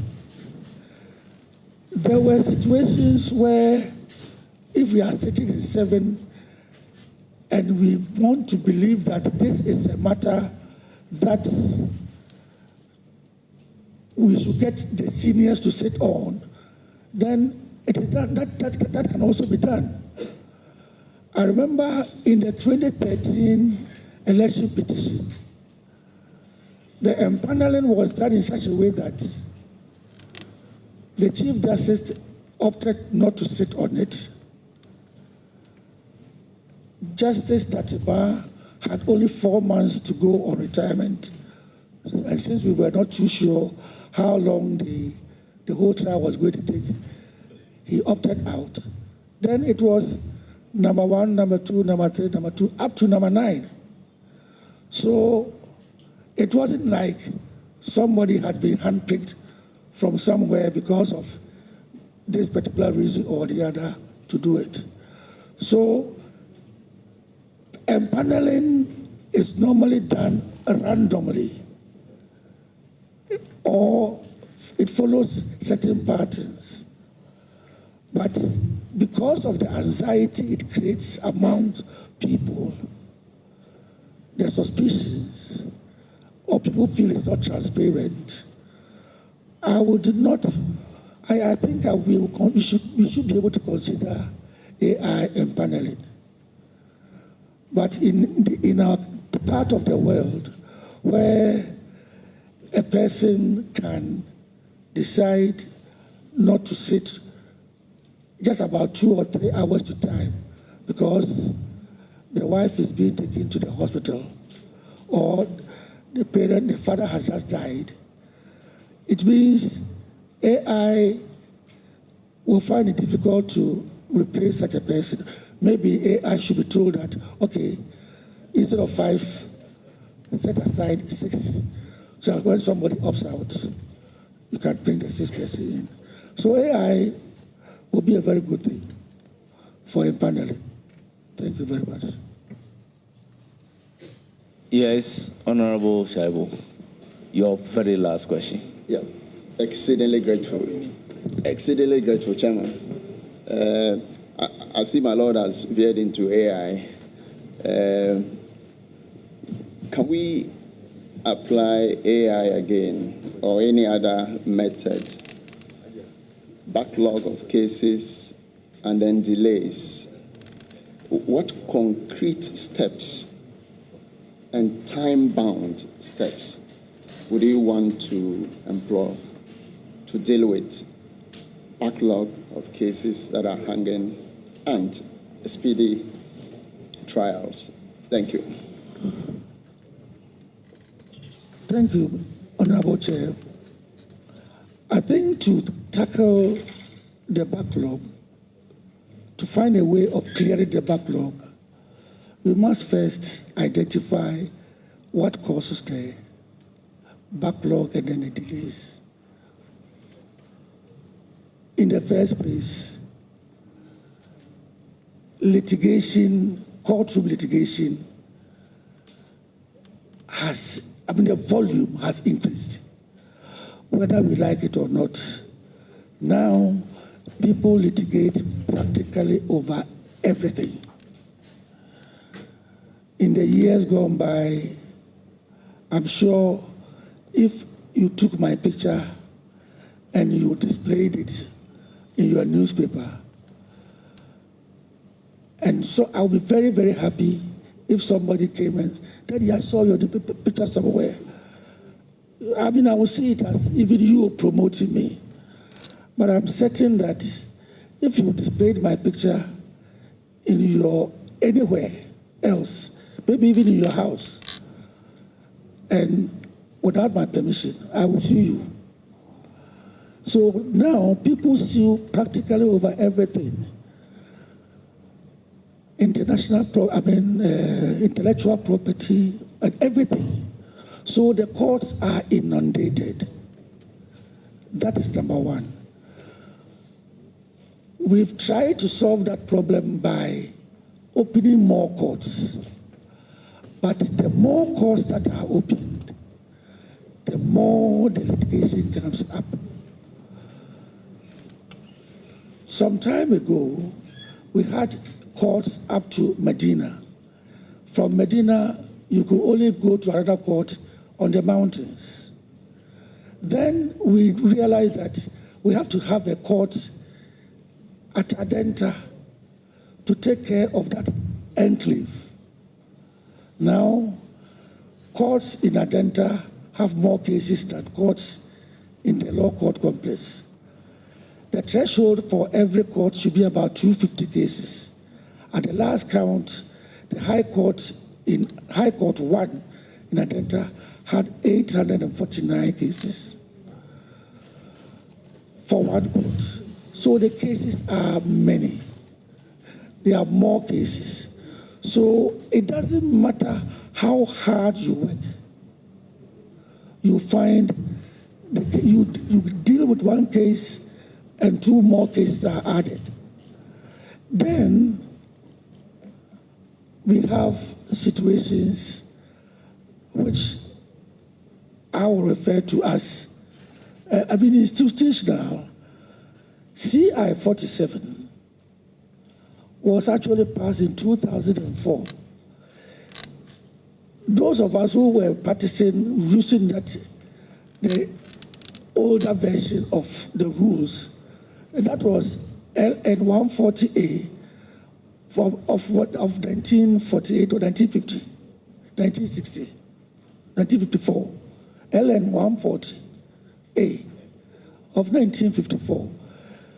Between 1954 and 2004, when the new CI 47 came, lawyers were always referring to the White Book of London of England, which had undergone several editions. But we still had our LN 140 of 1954. By the time we had the CI in 2004, CI 47, it was already dead at birth. It was outmoded at birth. So we have rules in the CI 47 which make it impossible for us to move forward. In this day and age of electronic e-service and everything, we still say that when a person issues a writ, it has to be served within 8 days. Now we have the Electronic Act, which makes it possible for you to do a service electronically. But the rules insist that as far as the originating process is concerned, it has to be served personally. So in this day and age of when everybody fears for its security, we still have bailiffs going around serving processes. So if we improved the rules, we have situations where applications that are filed, applications are filed and they stall proceedings in the trial courts. All these things are catered for by the rules. So if we are able to review the rules, and that is one of the things that I intend to do, to engage the Rules Committee, the Attorney General's Department, the Attorney General, not Attorney General's Department. I will be on his neck, and then I'm not going to kill him. I'm not going to kill him. I'll be on his neck, and then with the Rules Committee, so that we should be able to amend the rules to make it user-friendly, to take care of the technicalities so that trials can be sped up. As for the cases that are already in the back, that have been clogged, what we can do is that we should be able to track. Now we have a monitoring team which I'm going to reinforce that goes about tracking backlog cases that are locked up, and then we will see what we should be able to do about it. This is not to say that there are no human elements in this. Lawyers play all kinds of games to have cases delayed. They play all kinds of games to have cases adjourned. I remember when I was appointed as Supreme Court judge, and we were attached to the American Supreme Court. They were surprised that we could grant adjournments on the ground of somebody's wife. And because a lawyer says, my wife is being taken to the hospital. The judge asks, are you a doctor? If your wife is going to deliver, you are the doctor, you don't need to be there. You have to come to court. And that is their system. But here, sometimes you have somebody coming to say, my father has died. 3 years later, he's asking for adjournment, and his father has died. 4 years later, the same father has died. How many fathers you have, you cannot really tell.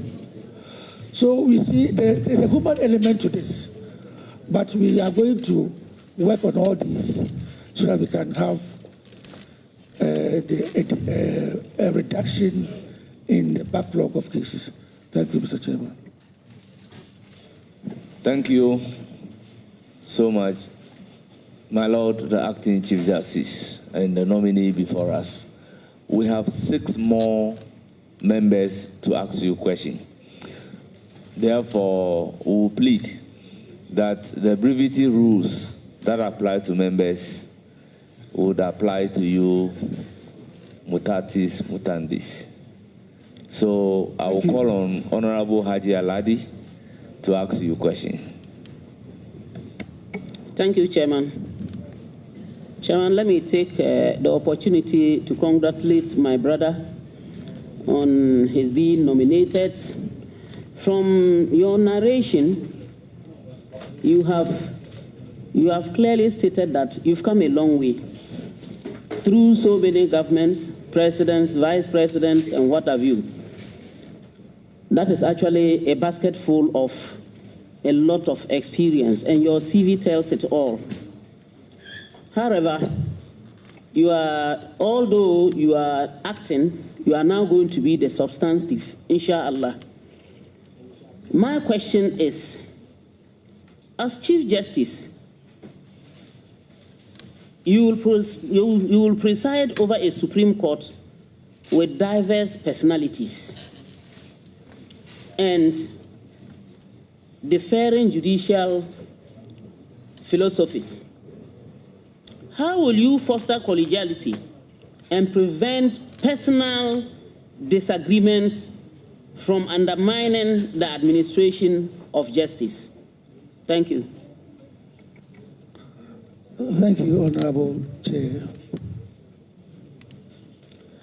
Well, Honorable Chair, by its nature, the Supreme Court is collegial. When we say collegial, we mean unlike let's say the State Court, the Circuit Court, and the High Court, we sit in colleges, we sit in panels of more than one. So, and then we take decisions together. There is no, every judgment that is delivered that you read about, even though it comes under the hand of one judge, you can be sure that it has been decided by the panel members. Unless there is a dissenting opinion, it is the opinion of the judges. So that is why we say it's collegial. We go into a college, we call a conclave, and then we come up with decisions. You are right.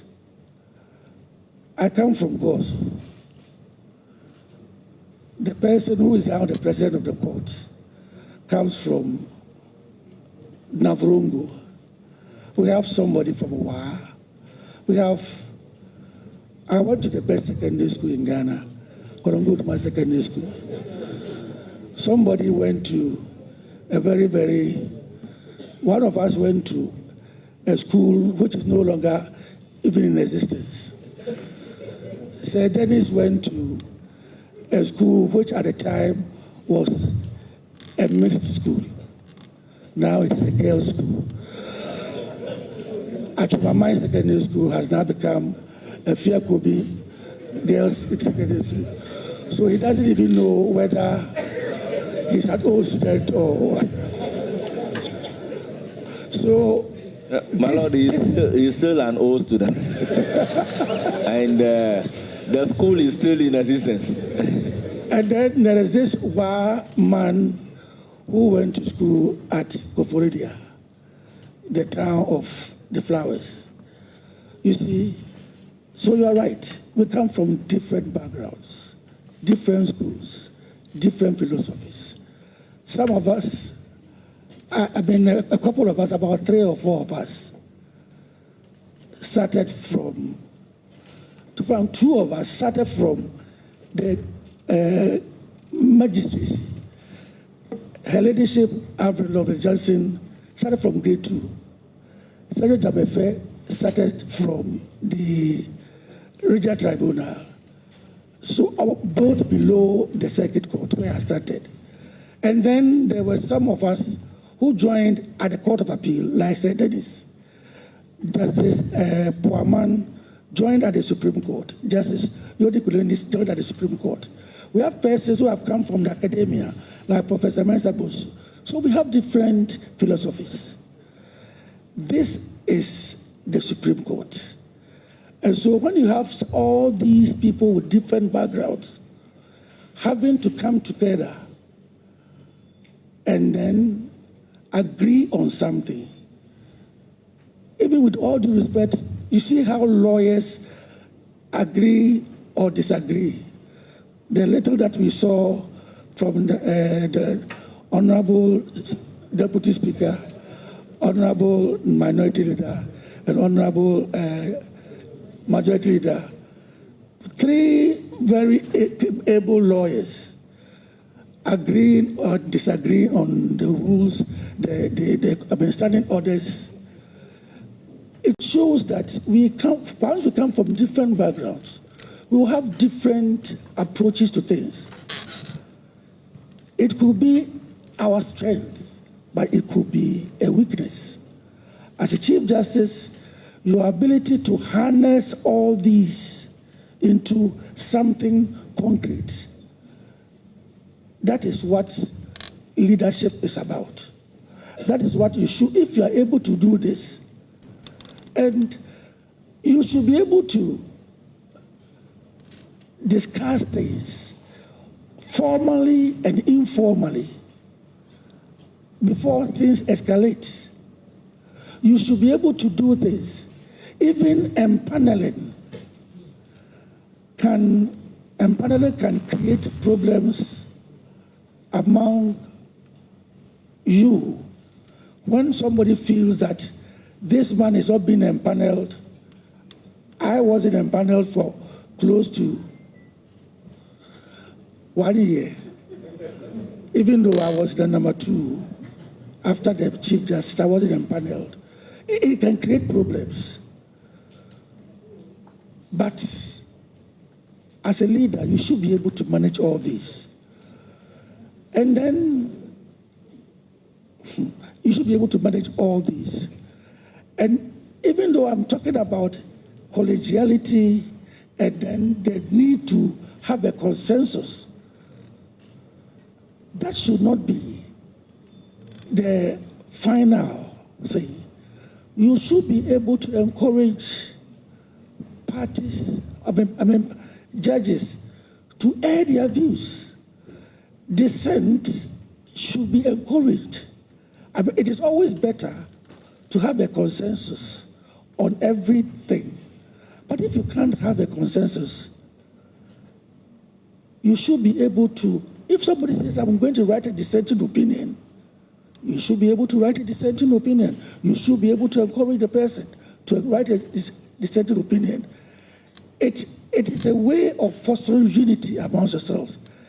And fortunately, again, having been here for so long and having been here, having dealt with all the members of the Supreme Court bench now, I happen to have personal relationship with every one of them. Every one of them. Those who used to appear before me when I was a High Court judge, like Justice Yodi Kulendi, Justice Poaman, they used to appear before me when I was a High Court judge. Justice Dennis used to appear before me when I was a Circuit Court judge, and he was a lawyer in Kumasi. And then Justice Ajay Football was a junior to my very, very, very, very good friend called O2SL, who has passed on. So when I was even sitting as a High Court judge in Kumasi, he was appearing before me. So I have this relationship with all these judges that makes it easier for me to be able to bring them all together. So I will be able to do that. Thank you. Thank you, Honorable Hajaladi. You have a further question?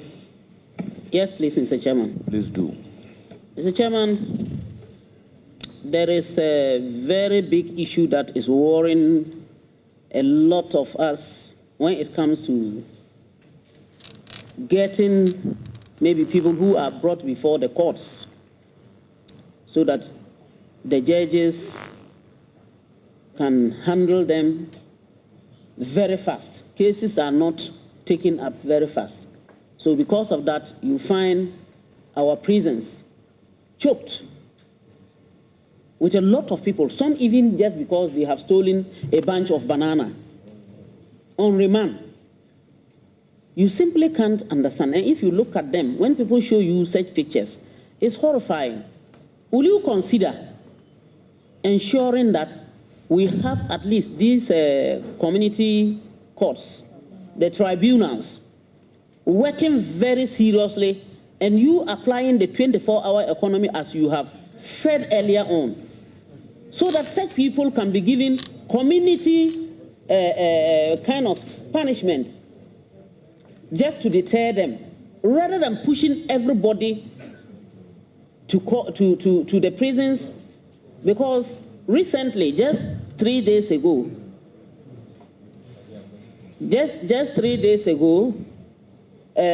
I got a message that someone went to court and then was told that the judge had put to bed, so she was not in court. Now, when is she going to come out, let alone to look at it? And I don't know whether it will be passed on to another judge or that case has to wait. So will you consider ensuring that the tribunals come up basically at all the best places that you can think of, so that such cases would be handled or fast-tracked? Thank you. Yes, my Lord, your response.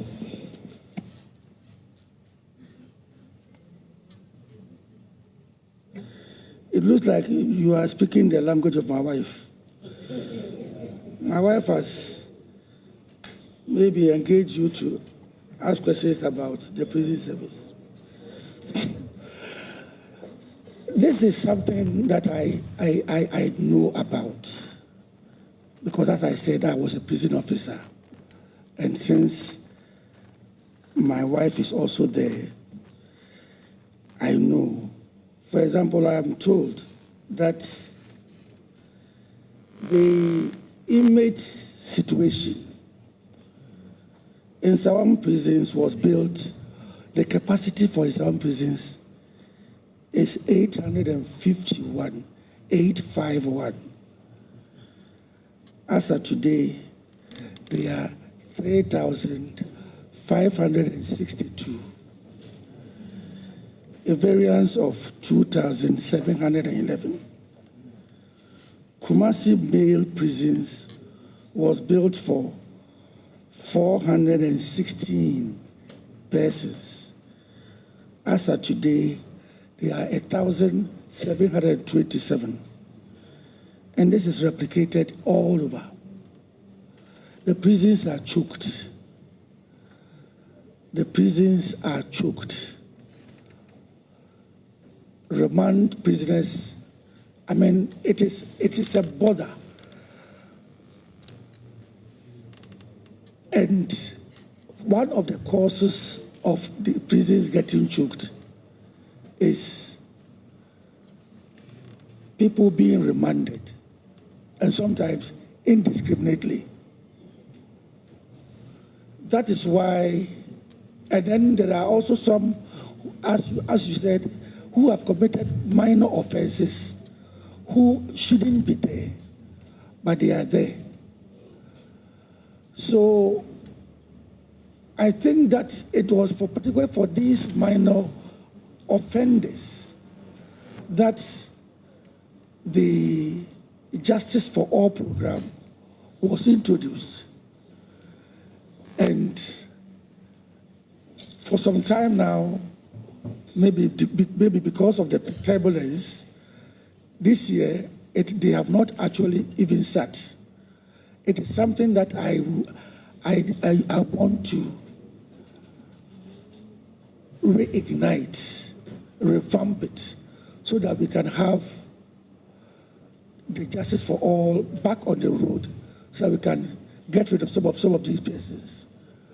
But apart from saying this, I also want to say that, Honorable, there are some people in the prisons who have been granted bail, actually. They have been granted bail, but they are still there because they can't meet the bail conditions. And not that the bail conditions are too high. Sometimes they are too high. But in most cases, they are not. In so many cases, they are not. And so you find somebody in prison, somebody on remand, who has been on remand for 5 years, 3 years, 4 years, 5 years, and those of us outside will say, hey, if this man had even pleaded guilty and he had been convicted, he would have spent only 3 years. But because he pleaded not guilty, he is on remand, and his case is not being tried, and he has spent 5 years. But that is not the fault of the judge. If you appear before the judge and you say you are not guilty, you are not guilty. The judge says you are released on bail. But there are some people, unless you say they should sign their own bail bond, they can't get anybody to come and bail them. Unless you release them on their own self-recognizance, they will not get anybody to come and bail them. I mean, there are some of them, and as a judge, we have conditions to grant bail. The main condition a judge looks at is this man I'm releasing on bail. Is he likely to come and stand trial? The person who is making efforts to run away because he has gone to see some foreign embassies to seek asylum, he's trying to run away already. The man has been granted bail once and he didn't appear. And so if a judge decides that, no, a person like that, I'm not going to grant you bail, it doesn't matter the offense that the person has committed. The judge may not grant bail. But even if the judge wants to grant bail, he will not give you bail on self-recognizance. So persons like that, they will not get people to stand surety for them, and they will be there. So while admitting that there are some people who shouldn't be there, there are also some people who are there because they have to be there. And honorable, we are always talking about a bunch of plantains, a crate of eggs. My mother is a Catholic, was a Catholic. I always tell this story. My mother was a Catholic. And you know, these old ladies, how when they said, in my time, the Catholic priest was a white person. So at the end of the year, my mother wants to go and then harvest a particular plantain that he has nurtured over the year. My mother was going to the farm every morning with a bent back. This young man was sitting under the shady tree. In our place, we call it in Conqueniasi, playing draft. Every day, my mother passed by him to go to the farm. Now, 1 year on, it is time for harvest. My mother wants to go and harvest the plantain to come and give to the reverend minister, the white priest, who speaks Latin. And then this young man has gone there. And you know, when they go there, they don't cut the plantain. They move it from the top. So my mother will walk all the way to the place before realizing that the plantain has been harvested. We sit in Accra here. When a magistrate at Gosu decides to send the boy to prison for 3 years, we sit in Accra here and say, the man stole only a bunch of plantains. Do you know what it means what a bunch of plantain means to my mother? It's like stealing your car. You see? So, I mean, there are so many reasons. The magistrates and the judge, they are trained. They have this, the sentencing guidelines. They have them. But sometimes they have to go beyond it. In my youthful days, I gave somebody 70 years. Atayi, I gave him 70 years. And what I told myself was that if Atayi was given 30 years and he comes back, my family will be the first one he will attack. So by the time he comes back after 70 years, I'll be dead and gone. So you see, then we are thinking about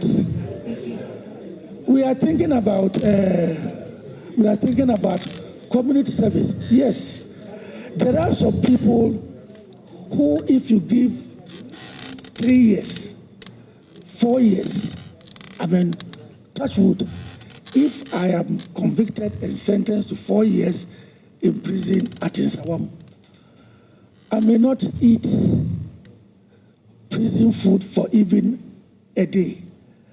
I will have some people bring food to me. So if you want to make me feel the prison punishment, prison sentence, then maybe you should order me to go and do community service. Maybe around the place where I stole, or around the courts, that they'll see me, because punishments are not only for the person, the victim, or the person being punished, but to deter other people.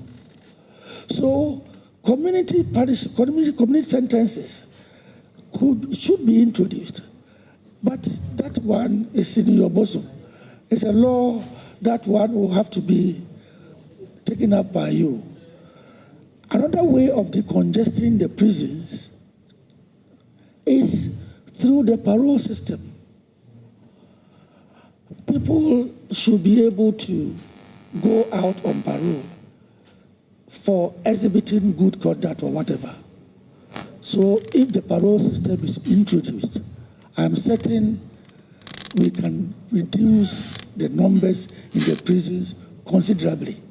But, parole system, you cannot do that without tackling the social welfare angle of the parole system. You have to beef up, because I know in some jurisdictions, when a parolee or a person who has been granted paroles may not even be able to go beyond a certain distance because he has a tag that gives AI alarm to somebody. We don't even have these things here.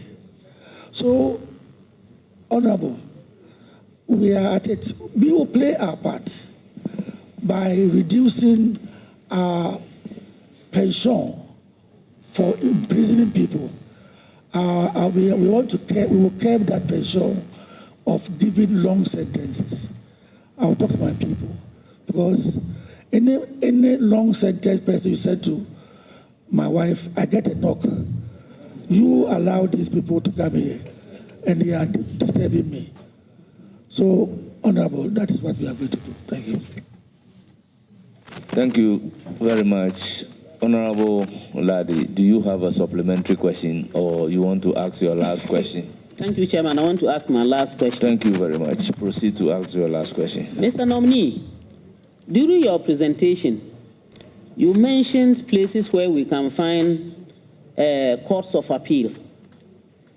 Unfortunately, I sat really feeling very bad, because I would say I come from the northern sector. And I have continuously heard my people crying when they have any case that needs to go to the appeal court. They would have to travel as far as to either Kumasi or Accra. I have listened to you carefully and heard you talk about infrastructure and the way monies have to be spent, which is quite a difficult one. Will you consider putting up at least one with all the amenities that are needed to take care of the 5 regions of the north, to ease problems of our people having to travel these distances? Yes. Honorable Chair, Honorable Chair, Oh, it is possible. It is feasible. We have done it before. We have done it before. You see, I know how sentimental people feel about such things. When I started acting, I got a letter from a community, and they said they wanted, it was written so beautifully, they wanted a district court. So I gave it to the court's services manager to advise me. And you know what? He came up with the fact that the community they are talking about, they are 500 people. 500 people. And then he mentioned the various courts that are close by.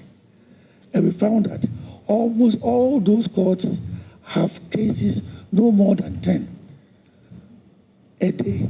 Sometimes the whole week. It is not, when we tried the Court of Appeal in Tamale, we realized that all the cases could be heard within a matter of 2 months. All the cases. So it is just not feasible having 5 judges stationed at Tamale to take care of the North. It is not just because the number of cases that come from the various regions put together is not up to much. So, to prevent this situation where lawyers and parties will be coming to Kumasi or Accra, that is why we are introducing the virtual, so that they will be meeting in Tamale. The lawyers don't need to, with virtual hearing, the lawyers don't need to move at all. They have to be in Tamale. So, as I said, if you have a case which is being handled by a lawyer from Kumasi, for now, the lawyer will have to travel to Tamale to go and be in the Tamale courtroom where the virtual takes place. But as I said, we are working at it. In a matter of time, we have found ourselves in a situation where some of the parties and the lawyers can be in Tamale courtroom, whilst some other lawyers will be in Kumasi and they will be hearing cases. This is done. When international arbitration takes place, people hardly travel from here to London for international arbitration. They do virtual hearing. So that is what, if it becomes necessary for us to station judges permanently in Tamale like we have done in Kumasi, we will do that. But Honorable, you have to help us get accommodation for them.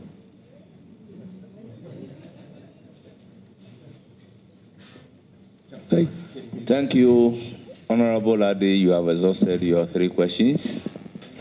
On this note, honorable members, our revered guests, it is in the interest of all of us to take 20 minutes health break.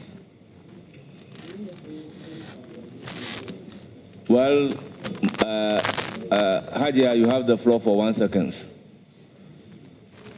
Thank you very much, Chairman. So, my brother, I wish you all the best. When my colleagues were leaving, you would have heard them. It's normal of me to say, I wish you all the best. May the Almighty Allah guide and protect you. Thank you. So that you will be able to do your work as expected and to the best of your knowledge and to the development and progress of Ghana. Thank you very much, Honorable. Have a blessed job ahead of you. Thank you. Thank you so much. Thank you very much. We shall resume our seats exactly 10 minutes after 5 o'clock.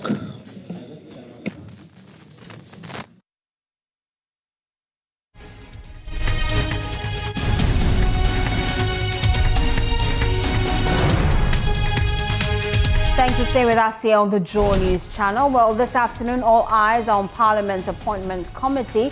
They have already begun the vetting of the Acting Chief Justice, Paul Baffoe-Bonnie, for the substantive position as the Chief Justice. Well, if you just tuned in, proceedings briefly hit a snag when the committee was forced to go on recess and hold a closed-door meeting just to iron out differences after heated exchanges between the minority leader, Alexander Feyo-Markin, as well as the majority leader, Mahama Yariga, over the former's choice of words. Well, the minority leader had described Justice Baffoe-Bonnie as a disputed nominee, and that remark by the minority leader was objected to by the majority leader, and he demanded an immediate withdrawal. Well, the disagreement quickly escalated into verbal sparring match, and it prompted the committee chairperson, Bernard Ahiafo, to call for a recess.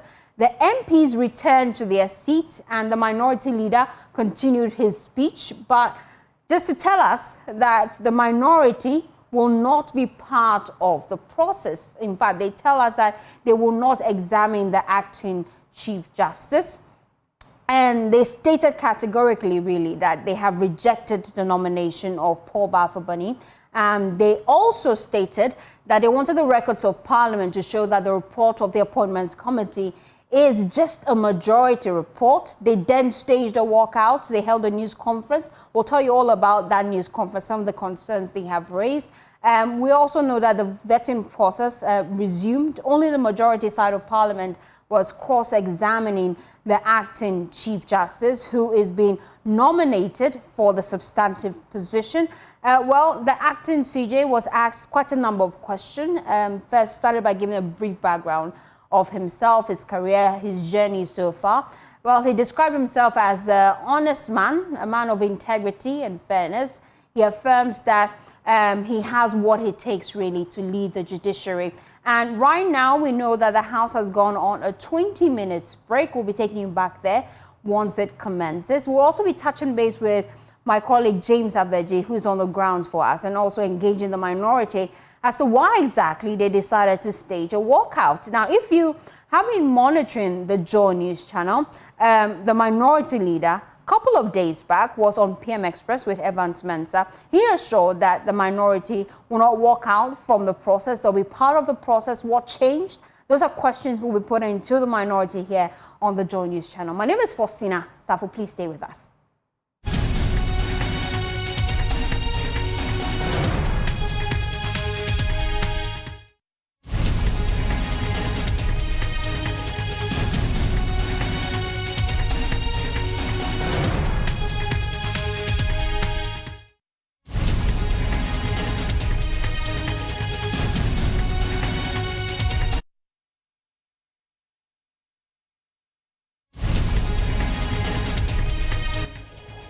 Thanks for staying with us here on the Joy News channel. Now, let me take you to Parliament. My colleague James Aveji is on standby. Just give us a wrap of some of the key things that have come up. James, one of the most controversial things that have come up today is the walkout of the minority. They held a news conference. What were the key fallouts from that?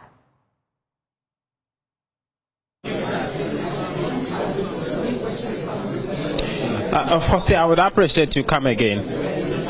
And you attended a news conference held by the minority after the stage, the walkout from the committee seating. Just tell me some of the key fallouts from that meeting and what exactly their concerns were.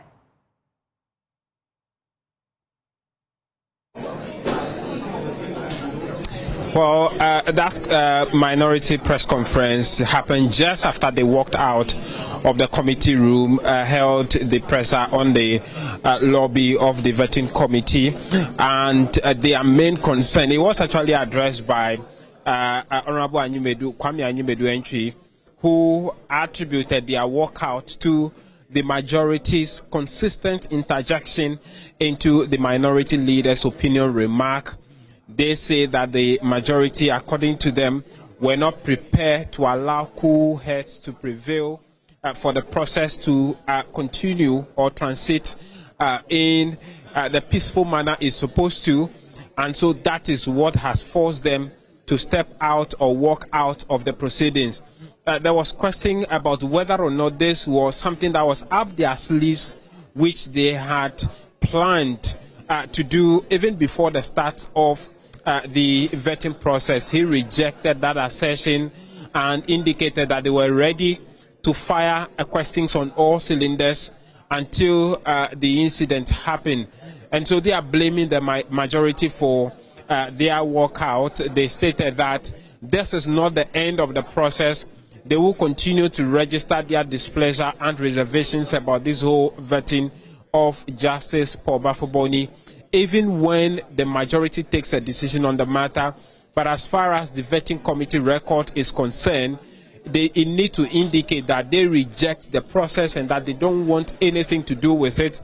But when the final committee decision, which obviously will be taken by the majority, comes to the floor of the House, they would continue to resist it and establish their reservations about the process. And so those are the key things they have been indicating about the decision to walk out, that it was because they believe the majority was not ready to allow them to take part of the process with the numerous interjections, according to them, from the majority leader, Faustina. And what do they say is their next line of action?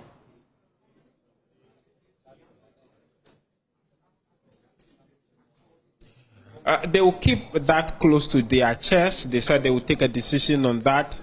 I actually asked the question whether they will go to court or why they didn't go to court. You recall that when the matter of the declaration of 4 seats vacant was taken, that decision was taken by the Speaker, the minority led by the minority leader. The majority leader then, Alexander Akpenyumakin, proceeded to the Supreme Court to seek some interpretation on that.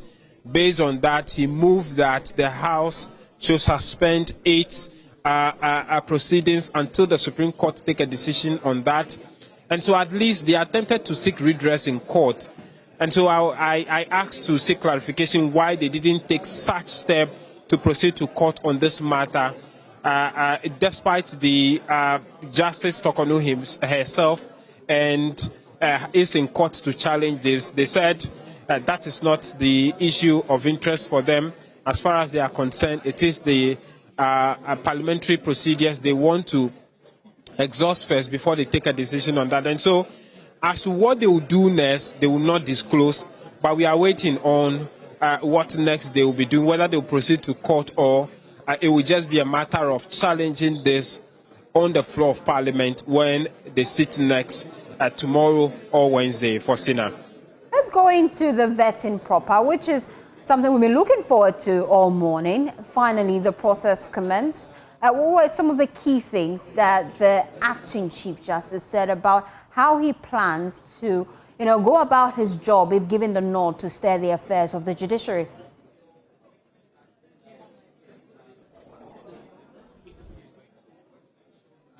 Well, you talked about him giving us an introduction at the beginning of the vetting process. When he was done with that, after the first question, he made a statement which seeks to tell us what his reservation or reaction was is on what proceeded or what has unfolded at the committee before the vetting started. He said he does not understand what the disagreement is about his appointment. He is disappointed in what has happened. Then he made a bit of revelation that he doesn't know whether it is because they are affiliating him to a political appointment, whether that affiliation is because he actually voted for John Mahama in 2013. It is not clear whether what exact vote it is, but subsequently he made the point that as we speak, those who followed the election petition in 2012 who recall that Justice Paul Baffoe-Bonnie was one of the 9 Supreme Court judges who were empaneled in that election petition, which decision was taken somewhere in August 2013. And so he says that as we speak, he's the only surviving member of that 9-member committee which sat on the Supreme Court. The case that went to the Supreme Court election petition in 2012. And so it is not clear whether it is in the process of that Supreme Court voting that he voted for him, or it is in the 2012 election. There's no clarity on that. But he said he does not understand whether the disagreement and his affiliation to political appointment is because he voted for Mahama in 2013. That's the statement he made. And when it comes to the matters of the Supreme Court and empaneling, that has also been part of public criticism of the Supreme Court every now and then, especially on critical political matters. His position is that he's worried about sometimes how the empaneling goes in the Supreme Court as well as the appeals court and other courts. He said, for instance, he was number 2 at the Supreme Court during the tenure of Justice Gertrude Tokonu, but he recalls that he had been sidelined from empaneling for at least 1 whole year when he sat at the Supreme Court. And so he's worried that some of those things breed bad blood amongst the justices of the Supreme Court, especially with regards to how the chief justices empanel justices to sit on matters at the Supreme Court. And so it is one key issue he will take note of when he becomes the Chief Justice of Ghana, to be cautious about who and who he put on cases at the Supreme Court. In fact, he pointed out to the fact that when he came to the Supreme Court first, it was a matter of seniority. Who is the senior? Sometimes they took 2 seniors and then include some juniors to also learn on the job, empanel them in that. And so those are some of the key things he will take note of when he becomes Justice of the Supreme Court as far as empaneling is concerned. Then there was the issue about the expansion of the justice system and the fact that as we speak, there are no appeals courts in the north, the whole of the 5 northern regions that encompasses the northern part of the country. There are no appeals courts. It sometimes takes judges to travel from the south or the middle belt, either in Kumasi or Accra, 5 justices to travel there to go and sit on cases, which he said is the same with the western region as well. Sometimes judges would have to travel from the central or even Accra to the western region to go and sit on cases. And that cost the judicial service at least 38,500 to 40,000 Ghana cedis in terms of accommodation and other logistics to move judges from the middle and southern belt of the country to the north to go and sit on cases as far as appeals are concerned. And so he is considering either expanding the e-justice system where the judges can sit in an Accra and adjudicate over those cases, or the expansion of the appeals court to some of those areas to sit on those cases. And so those are some of the innovations he's thinking of. He talks about also doing what he calls night courts, weekend court, or mobile court as part of the government 24-hour economy initiative, so that they can deal with the backlog of cases. In fact, in his words, he said almost every Ghanaian sues or takes matters to court these days compared to the days before. And so the court is inundated with several suits that they need to sit on. And what they will do is to do night, weekend, or mobile courts to clear these backlogs and also help the work of the justice system. So those are some of the key things he's been touching on as far as the vetting is concerned. But largely, it has been focusing on the e-justice system and the expansion of the judicial process or the justice system to cater for more of the cases, especially people in the hinterlands. Firstly, there's also, if you know, a public discourse or discussion about the disparity, quote-unquote, disparity between sentencing of persons who are considered to be influential persons in society and those who are poor people. The bunch of plantain arguments compared to people who allegedly takes money from public coffers whose cases drag over time, but when someone in public opinion steals a bunch of plantain or goat, is sentenced to long years in prison. He objected to that public discussion. He says that sometimes the pain it takes someone, he set an example of maybe his mother taking time to travel to the farm in long distances to nurture a plantain to grow, and just when she goes to the farm to harvest that plantain which she has grown with her toil, someone goes there to go and steal that plantain. The value of such plantain could be compared to someone's car which someone else has stolen. So it is about the value of the item stolen and not about the economic or social status of the person who commits the crime. And so he disagrees with that public discussion about disparity in the sentencing of persons with influence and people who are considered to be poor people who steals food in order to survive. He wants, community sentencing to be upgraded, to be expanded, to be started and expanded so that it can take care of the overcrowding of the prisons across the country. Know that he always set example of his wife, who is a prison officer, who would always complain to him and fault lawyers and judges for the overcrowding of the prisons as we speak. That the community sentencing, if expanded, could limit the number of people who are sentenced and sent to the prison. And so those are some of the things he's been talking about as far as the vetting process is concerned, Fossey. Thank you, James. Another thing that stood out for me really was his proposal for operating the 24-hour courts. He tells us that already we have the courts operating, some courts operating for 16 hours. And so we're looking forward to that implementation. That is, if indeed he sails through the vetting process. I'll come back to you, James, because a lot is happening. I'm sure when the appointment committee resumes sitting, we'll come to you live. But then let me just run you through some of the key things that have come up.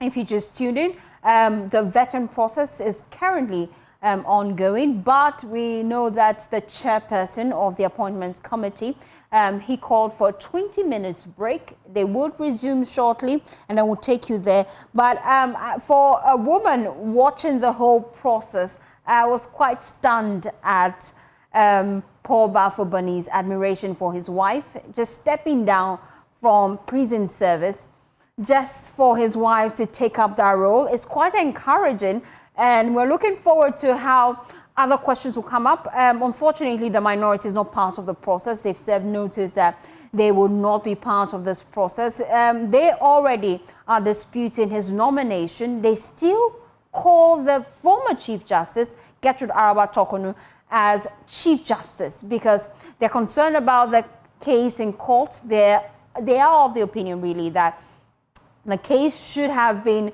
heard before the substantive nomination and subsequent vetting of the acting Chief Justice. But let me just run you through the profile of the man at the center of all this and why exactly we're giving him the spotlight today on the Joy News channel. He's taking his turn before the appointments committee. That's the man, Paul Kojo Baffoe-Bonnie. He is one of the longest serving Chief Justice. He told us today that he's been serving for 17 years. And we just have a brief profile of his date of birth, 26th of December, 1956. And he's from Busumchi District. And then when it comes to his educational background, he has quite a rich CV. He went to middle school in Gwaso, also went to Konongo Dumasi for his senior high school. Then it was SSS. and also went on to the University of Ghana in subsequent years. Just looking at the next slide that will come up, where he went to the University of Ghana before going to the Ghana School of Law, and he was then called to the bar in 1983.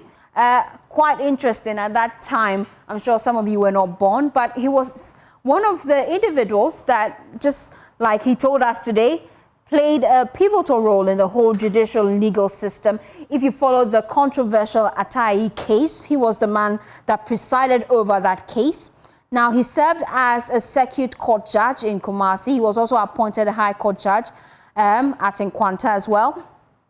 And judicially, he has served for the past 17 years. He told us today he's one of the longest serving justices of the Supreme Court. For those of you who have questions about his competence, he says he's the man of the job for the job. He says that he has integrity. He was promoted to Court of Appeal judge in 2006. He was appointed to the Supreme Court by the former President John Kufuor in 2008, June to be precise. And then he was promoted to the position of acting Chief Justice, April 2025. And the minority, we know, they are contesting this. They feel that the substantive Chief Justice that has been removed, Gertrude Araba Tokonu, is still Chief Justice in their eyes. At least that's what they say. They have walked out of the process today.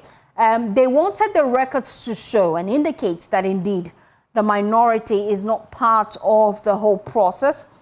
They've raised questions about the case before the High Court. The former Chief Justice, Gertrude Araba Tokonu, we know, is contesting her removal from as Chief Justice. And she's in court, really. She's even in the ECOWAS courts. The minority is of the opinion that the acting Chief Justice ought to have empaneled the judges that will hear a case even before his vetting. They are of the opinion that the whole process is flawed. And so they're contesting this, really. That is just a little more about his profile on your screens. Some of the chambers he has worked with, as well as he has also worked in the Revenue Collection Department as well. He was the Deputy Superintendent of Prisons from 1988 to 1990. He told us that he had to walk away from that position because of the love he had for his wife. Quite touching to hear that. He has also been speaking really today about the use of AI in the courts. And that is quite interesting. We're looking at artificial intelligence penetrating every field. And we're just hearing from Baffoe-Bonnie tell us that indeed, this is something they're looking to consider. How it will work probably is something we may have to scrutinize further. Now, he also talked about the number of courts operating and the time really it takes to hear cases. He's hoping to fast track the whole process, the entire process. And that's where the 24-hour courts he spoke about, he hopes that his administration, that is, if given the nod to lead the judiciary, is something they'll be looking at implementing.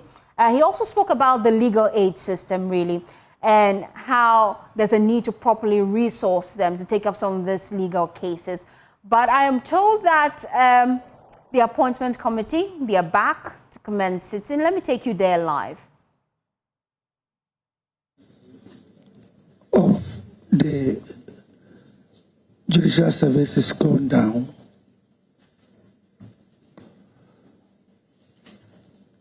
A lot of people have a lot of problems with the service, particularly with regard to the fact that cases keep so long in courts. People go to courts hoping their cases hoping that their case will be heard within a very short period, and cases, but there are some now. The average number of years that a simple civil case can stay in court it's about 3 years or 4 years. There are some cases that have been in court for so long. There are also criminal cases, as I said earlier, where people are facing trial over a long period. All these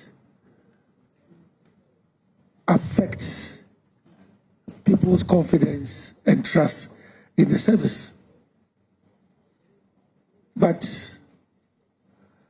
as I said earlier, some of them can be tackled because they are institutional problems. Like, we have vacancies for as many as 116 magistrates. We need to fill 116 courts. We don't have personnel. There are some courts that do not have infrastructure. I mean, you go to the courts and then the buildings are in very serious states of dilapidation. I remember last year, the District Assembly, over the past 3 years, the District Assembly Common Fund sponsored the building of about 100 courts, together with their residences. But it's still not enough. We still have some of these courts built but not occupied because we don't have the personnel. But that is not to also mean that we should throw our hands in despair and say that we can't do anything about it.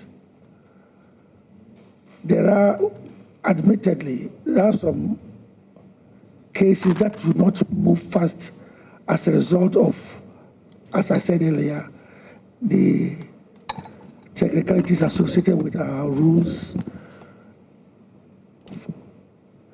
and other things. But we also recognize the fact that there are some judges and magistrates who do not put up their best. And all these add to the creation of backlogs.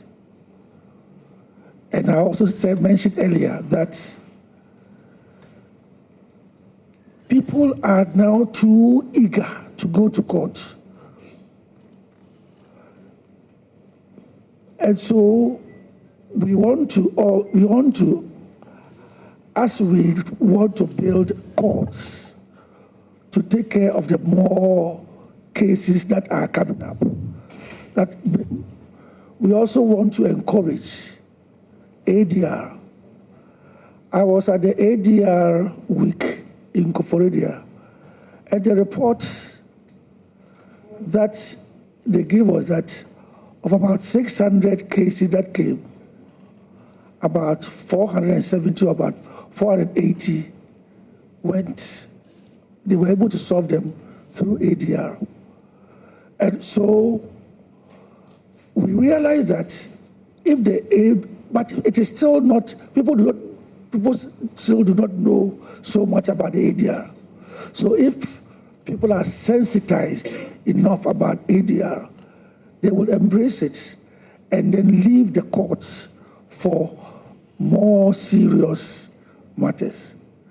The way it is that there are some people who, no matter what, who want to go to the regular courts. They want to have their pound of flesh. But so it's a combination of a lot of things that lead to this backlog of cases. And that is what people's confidence or trust in the judiciary going down is more as a result of the fact that their cases are not heard early. There are some people who also have lost confidence in the judiciary because they say that judiciary is corrupt. How they come by that decision, that statement that judiciary is corrupt, I have made mention of the fact that the judiciary is as corrupt as the people who man it, and the people who man it are as corrupt as the ordinary Ghanaian. The ordinary Ghanaian goes to the bank and he is told that give your money to the teller, otherwise you may have your money stolen. He goes, and instead of being in a queue for just 2 minutes, he sees somebody sitting down there, or somebody recognizes him and says, "Oh, I'm a teller," and then he takes his money to go and deposit for him. Before he's aware, the man has stolen his money. The ordinary Ghanaian goes to the courts, and I tell you, if 100 people evince the intention that they are going to see a judge because they have a case in the court, less than 3 of them will be able to go to the judge personally. They will go through his girlfriend, they will go through his wife, they will go through his friend, they will go through all kinds of people. So anybody who they think is close to the judge is game. You go and give your money to a court clerk or anybody. There are some people actually loitering around the courts who the court clerks, they know them. We have people we call bail contractors. All kinds of people patrol the courts. So you want to see why you want to see a judge because you have a case there, only you know. And then you cannot go and see the judge because you are afraid. Then somebody tells you, "Oh, that I saw the judge talking to that lady." So it is his sister, it is his daughter, it is his girlfriend. So go and see her. So people give their monies to people, and then they don't, once they have given the money out, they have bribed the judge. They have given, they are okay. So such people go about saying that, "Oh, the judges have taken their money." And once the judge has taken their money and they get their judgment, they are okay. While the judge has taken their money, they lose their case, and then that's when they start talking. So that is not to say that there are no bad nuts among us. There are. But these are the reasons why people's confidence in the judiciary is sinking. And I intend to, once we know the causes of the decline in then we can tackle it. So if we sensitize people about ADR, that it's not every case that should go to court, mainstream court, and we sensitize people about ADR, people will go there. The backlog will reduce. If we review the rules, as I suggested earlier, it will affect even the trajectory and the speed at which cases are heard, and it will improve. And if, as I said, since there are still some bad nuts, if we catch the bad nuts and they are disciplined, then it will serve as a deterrent to people, to other judges. So we are going to, as it were, reinforce the disparate measures. The Judicial Council is going to take up this up because we already have a complaints unit, but people don't even complain there any longer because sometimes they feel that they have complained and they don't get good responses. I'm going to reignite the whole to reinforce it so that, because we should get, the judiciary should be able to get the confidence of the people back. Otherwise, we might end up having people say that, well, I'm not going to court, I'm going to do what we call mob injustice. Thank you. Any further question? Thank you. Having listened to you, I want to find out, will you reinstate the electronic case assignment, which was introduced to keep judge shopping and later discontinued by your predecessor? I think I am all for it. I am all for it. It is going to be reintroduced. I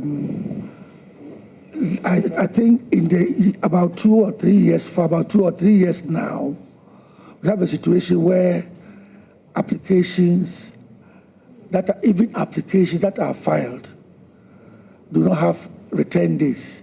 You go there, they say date to be fixed. Immediately I became, so we found there were situations where a case comes before us, an application, even before the Supreme Court, an application comes before the Supreme Court, and we realize it is virtually moot because the application, which was actually time-bound, had date to be fixed on it, and it has been fixed for the past 2 years. So immediately I came, I said that one was wrong.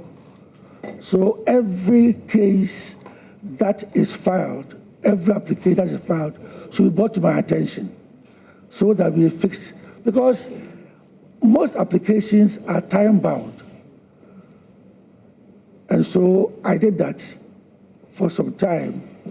And now things have stabilized. So we don't have dates to be fixed again. We now have dates given to applications that are fixed for hearing.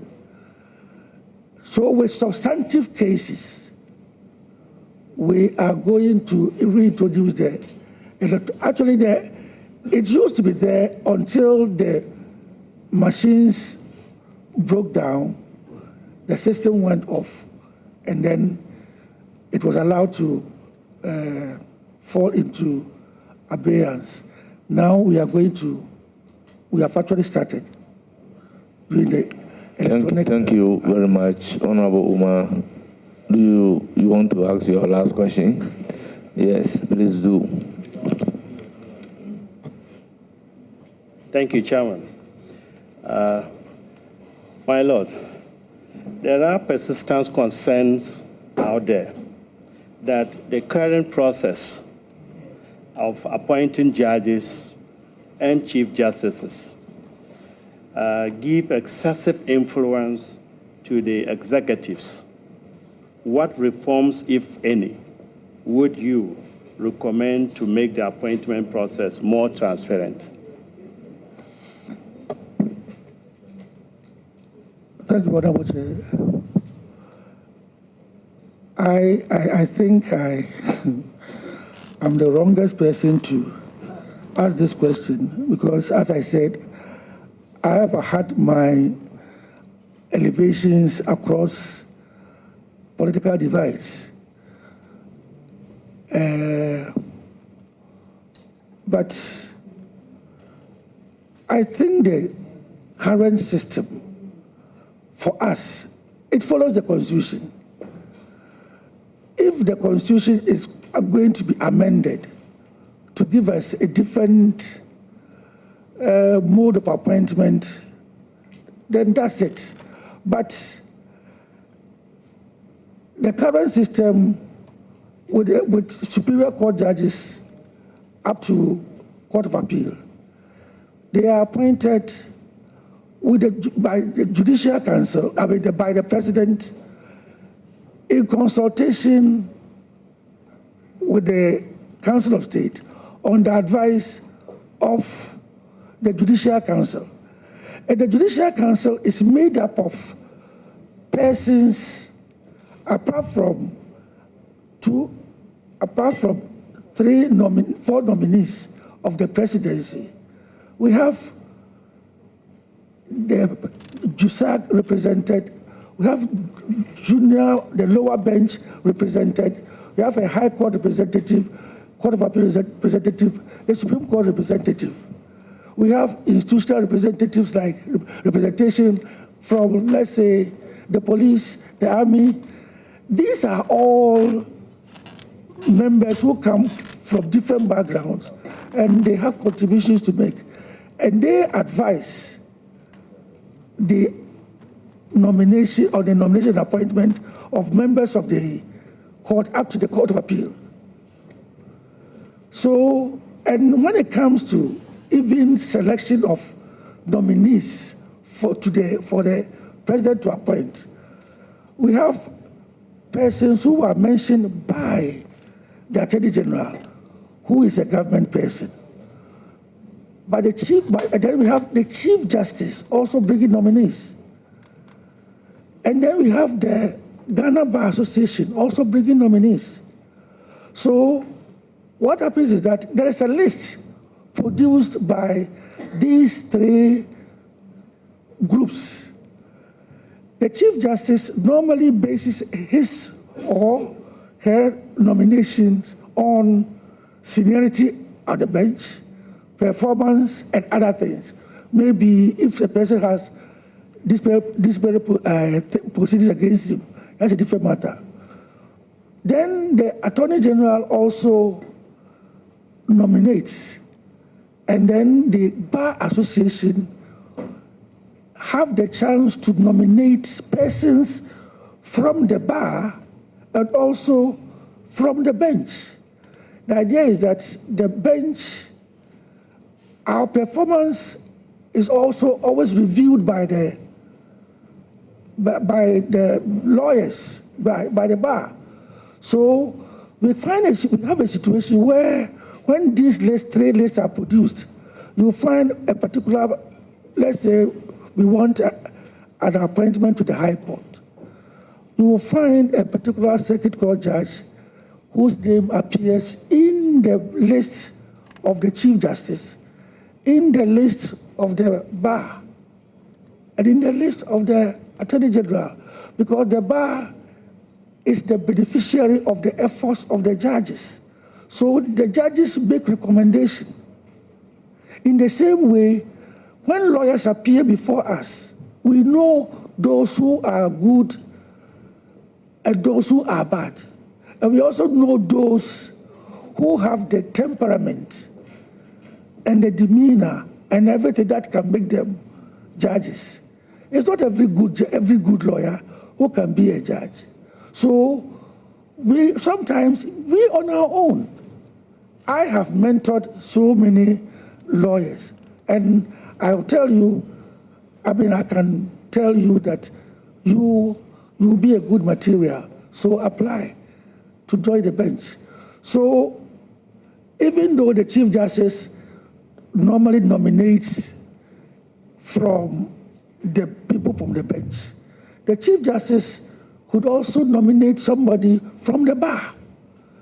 So when these nominations are done, it goes to the presidency, and then even though the wording is that it is done on the advice of the Judicial Council, and the Supreme Court has said that the Judicial Council's advice doesn't bind the president.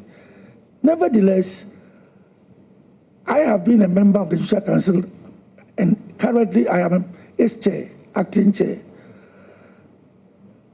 If 40 people go through our net at the Judicial Council, less than 1 or a maximum of 2 may not be taken by the presidency. So the advice, we say it doesn't bind them, but in reality they listen to us because the president knows that it is the Chief Justice and the Attorney General who deal with these people.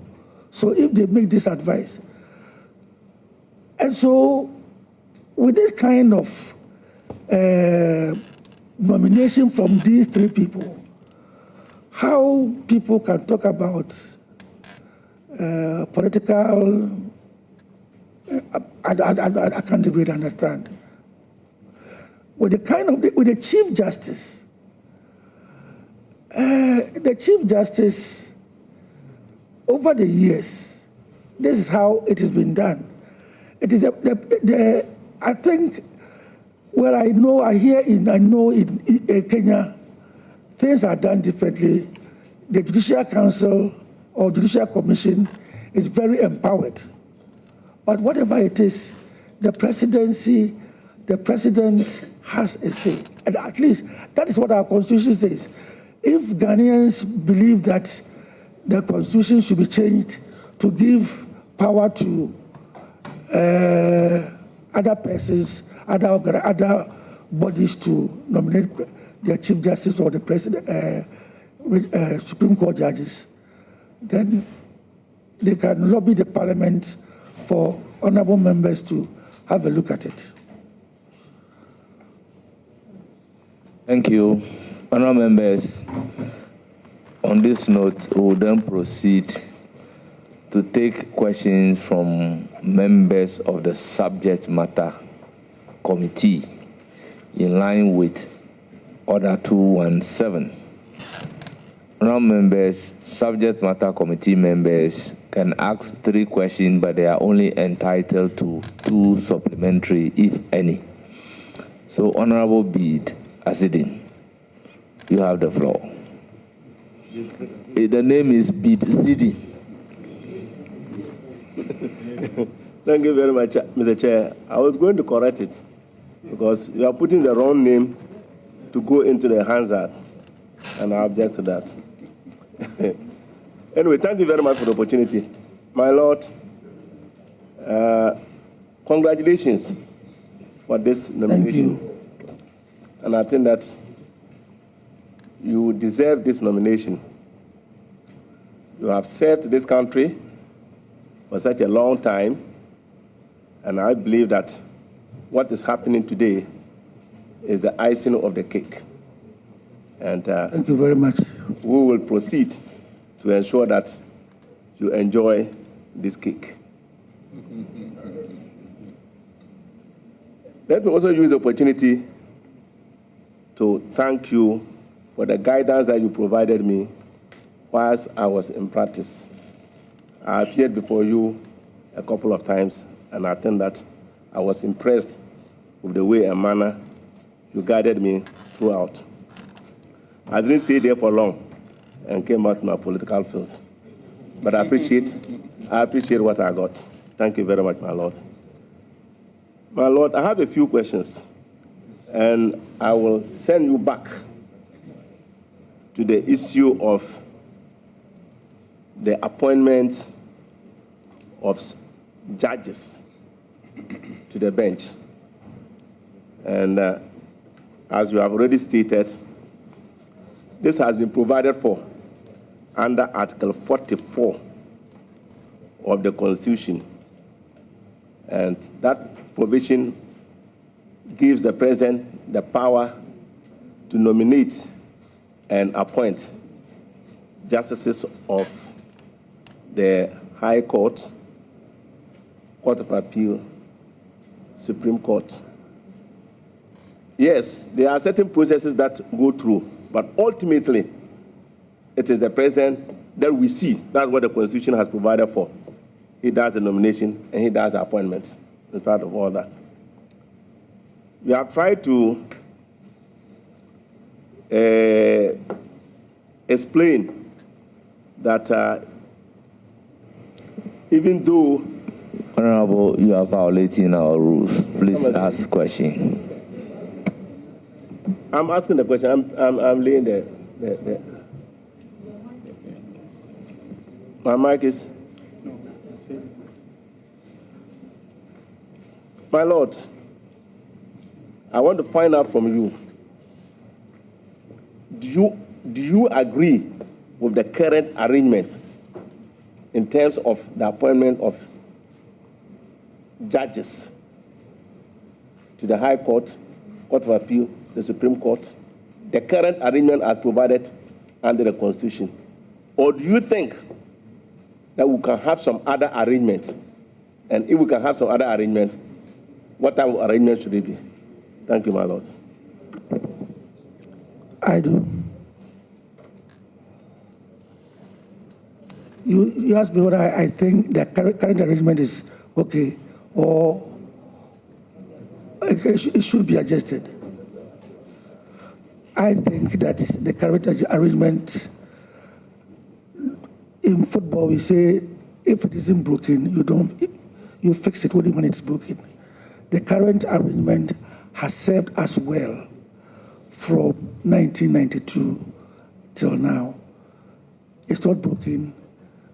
You shouldn't fix it. I believe that the current arrangement, see, the Constitution, as we have always said, must be read in such a way. You should read every phrase and every sentence, every word in the Constitution. And then, if you look at the practice, as I said, as you rightly said, the nomination and appointment and everything is done by the president. But I have told you what goes on in reality. And in reality, the Judicial Council plays a very crucial role. We advise, the Attorney General has a role to play, the Bar Association has a role to play. And so you may not have this laid down in the Constitution, but in practice, this is what goes on. And that's why I'm saying that, as far as I'm concerned, I'm comfortable with the current arrangement of appointing judges. And that is how I see it. Thank you. Before allowing you to proceed with your second question, I want to remind all of us about Standing Order 88.7, and I read, a member in asking a question shall not address the House, raise any argument, or offer an opinion. So let's keep to these rules, and then we can make progress. Now, your second question, if any. Mr. Chairman, I have a supplementary question. Yes. My Lord, my supplementary question is that, having heard you, and you are convinced about your position, how do we remove the suspicion or allegation that some presidents try to pack the course? How do we remove that one? Even though people go through all these processes, and yet the allegation is that you are violating the rules that I've just read. So please, my Lord, your answer to the supplementary question.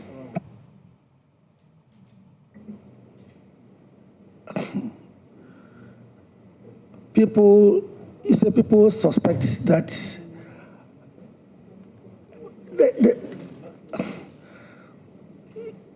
in the first place, what is packing the courts?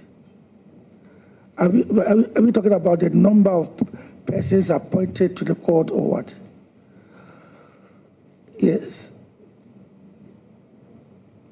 I don't know how people's suspicions can be dealt with. But as far as I'm concerned, as I said, persons have been promoted on the advice of the Judicial Council. If 40 people, names of the current list, on the advice of the Judicial Council, 41 persons' names were sent to the presidency. And only 4 out of the 41 names were taken out.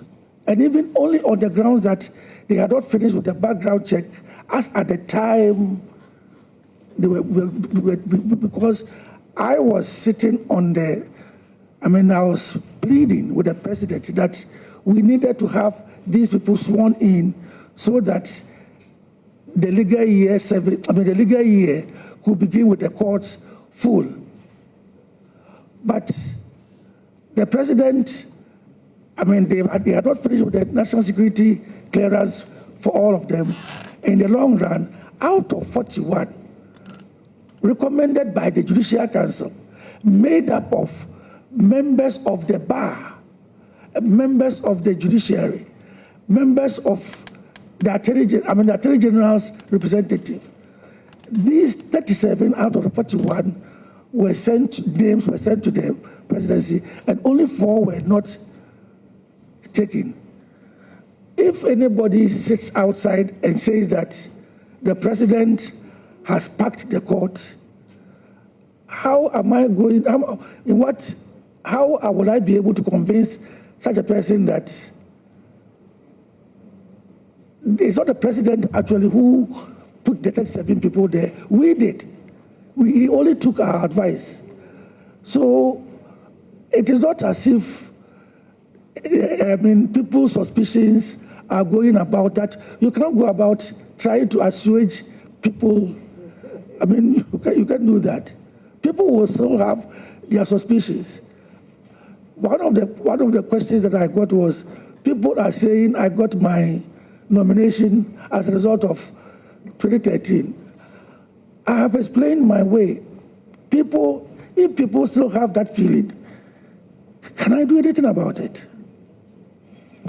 Thank you very much. Yes, any further questions? Yes, Mr. Chairman. My second question, my Lord, you have dealt with it partly, but I'm bringing you another angle. Under Article 154 of the Constitution, 1541, you if we approve you, which we are going to do, you will become the chairman, because I'll vote for it. You become the chairman of the Judicial Council. And under Article 154, you are enjoined as a council. What is your question? I'm bringing the question, Mr. Chairman. Please ask question. I've just read the rules to you. You can address us. Very well. Simply, what reforms are you going to bring to the table outside the reforms that you have already mentioned? Because you have already indicated some reforms that you are going to do. What other specific reforms are you going to bring to the table in terms of accountability, professionalism, etc., etc.? Thank you. The Judicial Service mandate is to adjudicate cases and then ensure that the laws, the Supreme Court will interpret the laws, and all these come as a result of adjudication. As I said earlier, and we all agree that one of the problems that we are having now, the crisis, is as a result of people losing confidence in the judiciary. And we have traced it to certain happenings. Like, as I said, we mentioned the complexities of the rules. We talked about backlog of cases and all that. One of the things that that is there, but it is not really nationwide, is the e-justice system. The e-justice has been introduced. It's been going on for some time now, but it looks like the e-justice, which is supposed to help us in so many ways, is only within Accra, and also even within Accra, it is within the law court complex. It is my hope and ambition that we will have a rollout of the e-justice to all the regional capitals by the time that my term is out, by the end of next year, all the regional capitals. The aim is to get e-filing, e-justice to all courts in the country. But that is a long-term thing. My aim is to have the e-justice rolled out in all the regional capitals. And that will be something that will help.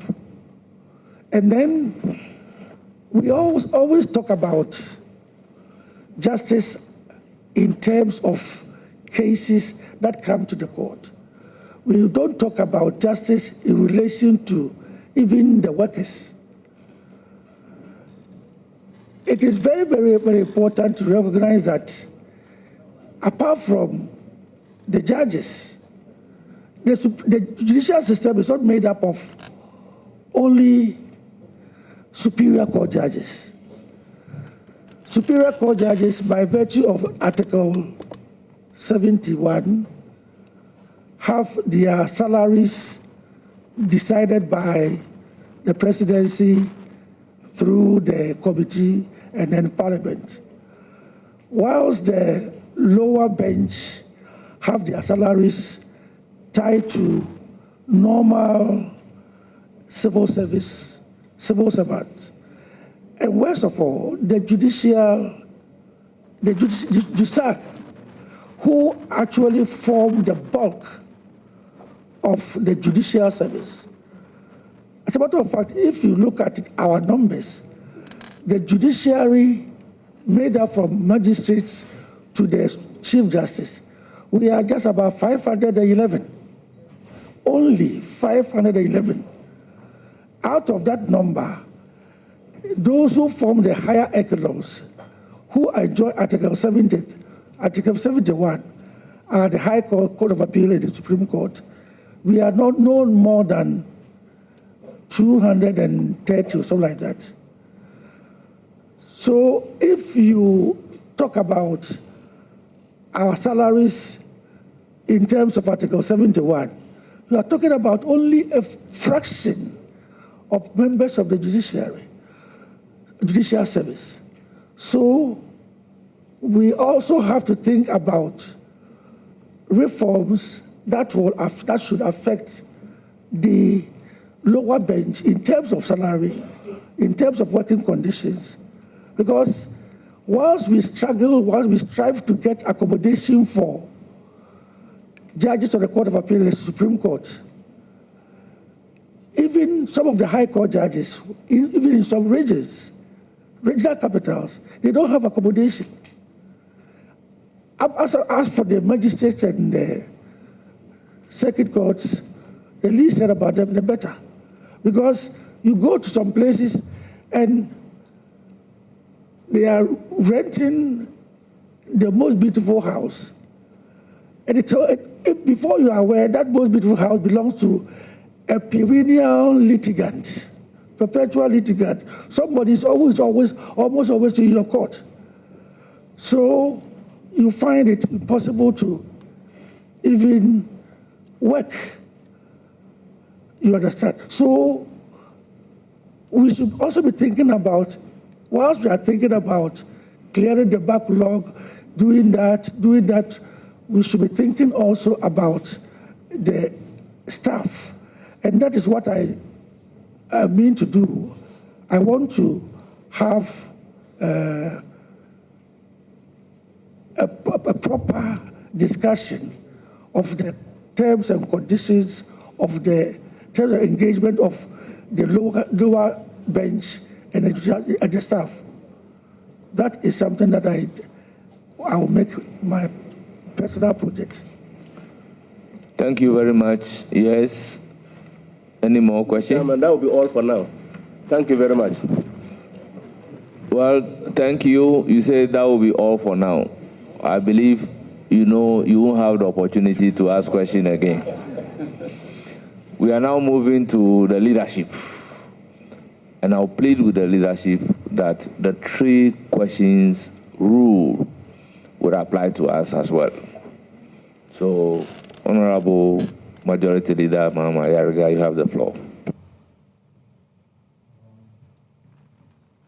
Thank you very much.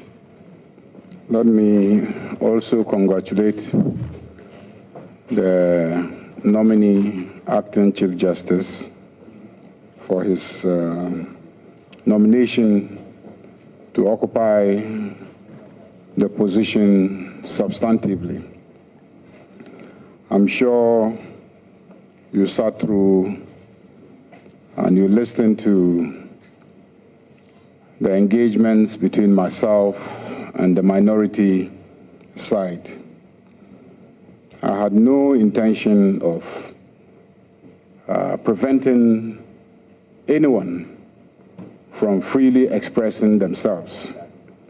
I just wanted them to do so in accordance with our rules, so that there can be sanity in the way that we conduct business.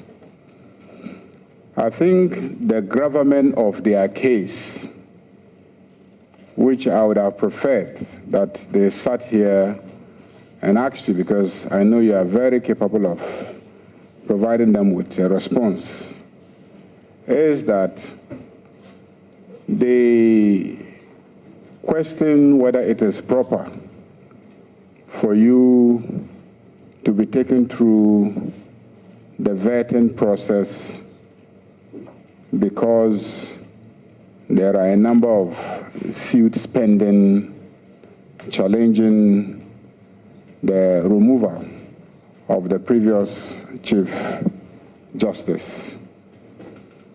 They are asking what the implications for stability in the judiciary will be, assuming that those challenging the propriety of the removal of the previous Chief Justice succeed in their claim. What will be the nature of the enforcement of the reliefs that they are seeking, and etc. So basically, the question is, do you think that it is proper for us to go through this process whilst these suits are pending? Thank you, Honorable Chair. I think it is proper. That is the first basic answer. It is very proper. It is a constitutional duty that Parliament is performing, and as at now, there is no order from any court of competent jurisdiction stopping you from performing your constitutional duty. The President has nominated somebody for Parliament to vet the person for the appointment to the position of a Chief Justice. Vetting of the nominee is a constitutional duty imposed by you by the Constitution. It's a duty imposed on you by the Constitution. So if you have to perform it, nothing, and I think absolutely nothing, stops you from performing your constitutional duty. You see, in the years gone by, when cases like Baffoe versus the Bank of Ghana, which I authored, actually, were written, the learning was that, and the practice actually was that when an application for injunction, or when there is an application for injunction is pending, then you hold your hands. So there were situations where persons will rush to court to file a writ or file an application for injunction, and if you go against, even without any order from the court, you went ahead to do what the injunction was being sought for, then you'll be cited for contempt. And cases like Baffoe versus Bank of Ghana, Cito and other things came up and said that that was right. But the learning now, particularly after the case of Vincent Assefuwa versus the Attorney General, I mean, it's an unreported case. It was done fairly recently. The learning now is that if there is a constitutional duty to be performed, until and unless there is an order from a court of competent jurisdiction, no constitutional body is prevented from performing such a duty just because somebody has filed an application for injunction or even a writ. Even the application for injunction may be handled, may be understood, but a writ, when we do not even know when the writ is going to be heard and determined, you can't do that. As a matter of fact, that is constitutional. But let us even look at an analogy. When President Akufo-Addo was declared, President Mahama was declared, and he was sworn in on the 7th of January 2013, it never prevented His Excellency Nana Akufo-Addo from pursuing the petition. He did. It also didn't prevent the president from performing his constitutional duty as a president. He did. These two things went side by side until the 29th of August, when the court said the matter was ended in favor of the sitting president, so he should continue. And he did continue. If the courts had come to the conclusion that it was, the judgment should go the other way, and that the president should step down for Nana Addo Dankwa to take the seat, that would have been the order of the Supreme Court, and would have been enforced by Article 1 and 2. The same thing would have happened in 2020, when there was this petition. So a constitutional duty that is supposed to be performed, as a matter of fact, some persons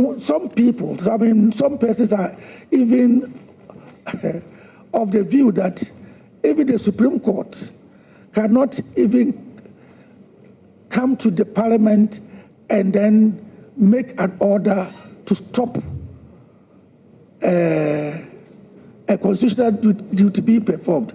But that is another matter altogether. But for as long as no order has been made by any court, a constitutional duty will have to can be performed. And I think it is right that we are going ahead with the vetting. So in essence, there's no court order restraining the president from nominating a Chief Justice, there's no court order restraining Parliament from processing the nomination of the President. There's no court order. And you are here because we have summoned you to come for us to process you. Which I couldn't refuse to. Of course, you cannot refuse our summons. You cannot refuse our summons. But the second issue that they raise, and I want to be fair to the records, is that they also say the cases that have been filed, you are sitting now as the acting Chief Justice, and that you haven't listed those cases to be heard. Is that accurate? And why would that be the case? If this statement is made by, with all due respect, I don't know whether it is parliamentary language. Yeah, they made it here. If this statement is made by a person who is not a lawyer, I will put it down to ignorance. I will say that maybe the person is uninformed about legalities, so I will pardon. But if a lawyer makes a statement like this, I would think that it is populist and maybe downright mischievous. The Chief Justice does not list cases, and please, my words, the Chief Justice does not list cases for hearing. The Chief Justice empanels judges to sit on cases that have been listed. Cases are listed when they are ripe for hearing. So we have listing, we have cases getting ripe for hearing, and then being listed before the empaneling is done. The Chief Justice comes in after a case is ripe for hearing and it has been listed, and then he empanels. So the Chief Justice cannot be accused of failing to list cases or empanel, when the case is not even ripe for hearing. A case is ripe for hearing when pleadings have closed. Pleadings get closed with it. Pleadings are issuance of a writ, a response, and then even sometimes we'll ask you to file memorandum of issues, particularly constitutional cases. So these three things are done, and when they are done, we say the case is ripe for hearing. Then the registrar will list the case, list all the cases that are ripe for hearing, and the Chief Justice will then empanel judges to sit on them. So if it has not been brought to the attention of the Chief Justice that these cases are ripe for hearing, or they are listed, the Chief Justice does not empanel. Now, when a plaintiff issues a writ, and then he is waiting for the defendant to file a response, a defense, there is a time limit within which the response has to be filed, the defense has to be filed. The plaintiff knows this. So if within that period, the defendant doesn't file a defense, he has every right to move the court for certain reliefs. But before he can do that, he goes to the registry to make a search to find out whether a defense has been filed. If he finds the defense has not been filed, then he can go ahead and then move a motion for judgment in default or whatever. But that is what a diligent plaintiff does. So if a plaintiff issues his writ, and then he's told that it has been served, and so the defendant is supposed to file his defense within this period, then he goes to sleep, waiting for the defendant to file, and he doesn't file, and then the defendant now comes with application for extension of time within 2 weeks to file defense and all that. The defendant, the plaintiff, who at this point in time may be described as being indolent, cannot be heard to say that the Chief Justice is not empaneled. The Chief Justice doesn't, seriously, but for the social media phenomenon in the social media where lawyers put writs in the social media, the Chief Justice may not know of any case, we may not know that any case has been filed until it is listed and he empanels. So he may not even know that somebody has filed a writ, somebody has filed a defense, or somebody has filed anything. But these days, because of social media, some lawyers, even before they file the writ, they put it in the social media. That is what, but that is not official.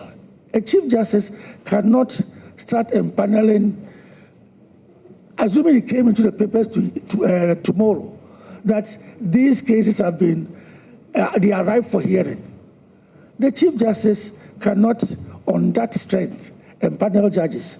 The Chief Justice doesn't deal with the social media that way. So if any lawyer, worth his salt, makes a statement to the effect that the Chief Justice is not empaneling persons to sit on a case because of something he stands to gain, it is rather mischievous. Then it is tagged with, the statement was that the Chief Justice was in a hurry to empanel persons to sit on the application for injunction. When you file an application for injunction, you are given a date. The return date is there. So it is ripe. So it is ripe. When you file an application for injunction today and they fix it for, let's say, a week's time, what the registrar is saying is that the respondent will be served immediately and then he has to respond all within that time. So when the Chief Justice gets the application, he starts empaneling based upon the return date. So it's not as if the Chief Justice is in a hurry to empanel for applications, but wasting time or refusing to empanel for substantive rates. The substantive rate is not ripe for hearing. It hasn't been brought to attention, and I cannot empanel judges for that purpose. Thank you very much. I think that I'll convey this teaching and procedure to the minority. I'm actually asking the questions on their behalf, just so that they see that we're not running away from anything and we're not afraid of anything. I mean, and that was what I kept telling him, that the same issues that you want to do press conference and not give the person the opportunity to respond. Sit here and ask the person, and he'll give you answers, because I'm sure he's capable of giving you answers. And so I've asked all the questions, the critical questions that was the substance of their statement. And clearly, if they were sitting here, they would have seen that they really have no basis. And, you know, at most, clearly a populist gimmick. My Lord, you were involved in this case of Adomako Anani versus Nana Owusu Agyeman. I think you, Justice Wood, then presiding CJ, Ansa, Yeboah, and then Akamba. What is interesting is what Justice Wood said, then CJ, that the often quoted legal maxim, justice delayed is justice denied, coined by the British politician William Gladstone, is no mere cliche. The right to fair trial is in a timely manner is neither a courtesy nor a favor, but a fundamental right. Protracted delays in the administration of justice impact negatively not only on those who assess the courts, such as the victims of crime, accused persons who are acquitted at the end of their trial, parties in civil proceedings and their privies, lawyers who practice before the courts, but indeed the entire justice system. The judicial history of this relatively simple family-related land matter, which was commenced in the High Court, Kumasi, as far back as the 4th of April 1974. 1974 provides an insight into the harmful effects of systemic delays in the administration of justice. Regrettably, it has taken 40 long years, a whole generation, for this case to finally find its way into this court, the court of last appeal. We hope court business shall always be managed in ways that will not occasion a repeat of this parody of justice. So this is a case that lasted 40 years. It was a simple family land matter, and you are part of the case. Today we are still talking about delays in the administration of justice. In this age of AI, have you considered how to use technology to quicken the pace of the administration of justice and the resolution of cases? Thank you, Honorable Chair. I have forgotten the facts in this case, but I mean, you are not even asking me about the facts of the case, actually. But were there any dissents? There was no dissent. It was a unanimous, I think, decision of the court. Yes, I mean, the court was happy that they had finally resolved the matter. It was basically a land matter, but what really happened was that the judges at the High Court kept changing. Yes. And so the issues were whether or not, in the light of the changes in the judges, whether the proceedings of the previous judge should just be adopted or whether or not the case should start afresh. And the judges just kept being changed until finally the matter went to Court of Appeal. And so it just lasted 40 years. That's the most important thing, that this case lasted 40 years. I get honorable Chair. I think this is not an isolated case. I mean, it is far. I mean, I can't talk about 40 years, but what honorable member means is that it lasted for so long. Yes, I remember I had cases like that, and I remember there was a time the honorable Chief Justice. So basically, my lord, let me just go straight. The question is what are the mechanisms you think? You've said a lot today about how to deal with, ensure speedy trial and etc. But there are structural issues. We have about 5 layers or 4 layers in most cases. When cases start from the lower courts, go to High Court, then to Court of Appeal, to the Supreme Court, that's about 5 layers, okay? Now, can we just reduce the layers? Because the layers mounting up to 5 do not automatically guarantee quality outcome. Yes, I mean, Honorable Chair, I agree with you, but it all boils down to the rules. It all boils down to the rules. The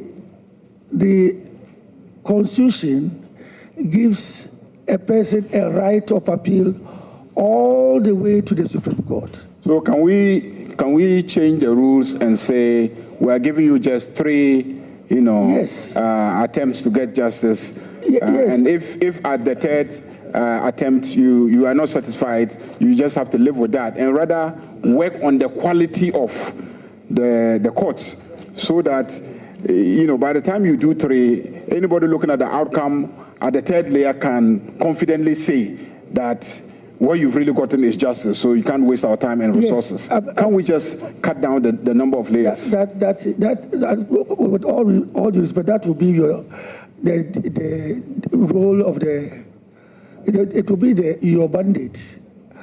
Yes, so because some of those provisions are entrenched in the Constitution.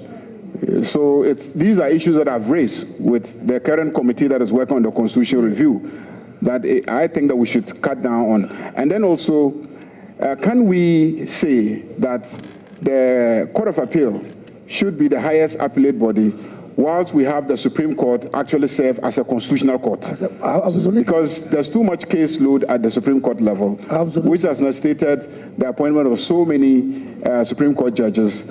Because I'm even advocating for a panel to sit in Bolgatanga near Boku, so that I don't have to travel far to have access to justice at the Supreme Court level. Can we just transform our Supreme Court into a constitutional court like the US, like South Africa has? What's your thinking in view of the discussions going on about amending and reviewing our Constitution? The Honorable Chair, this is a very interesting trajectory that this question is taking.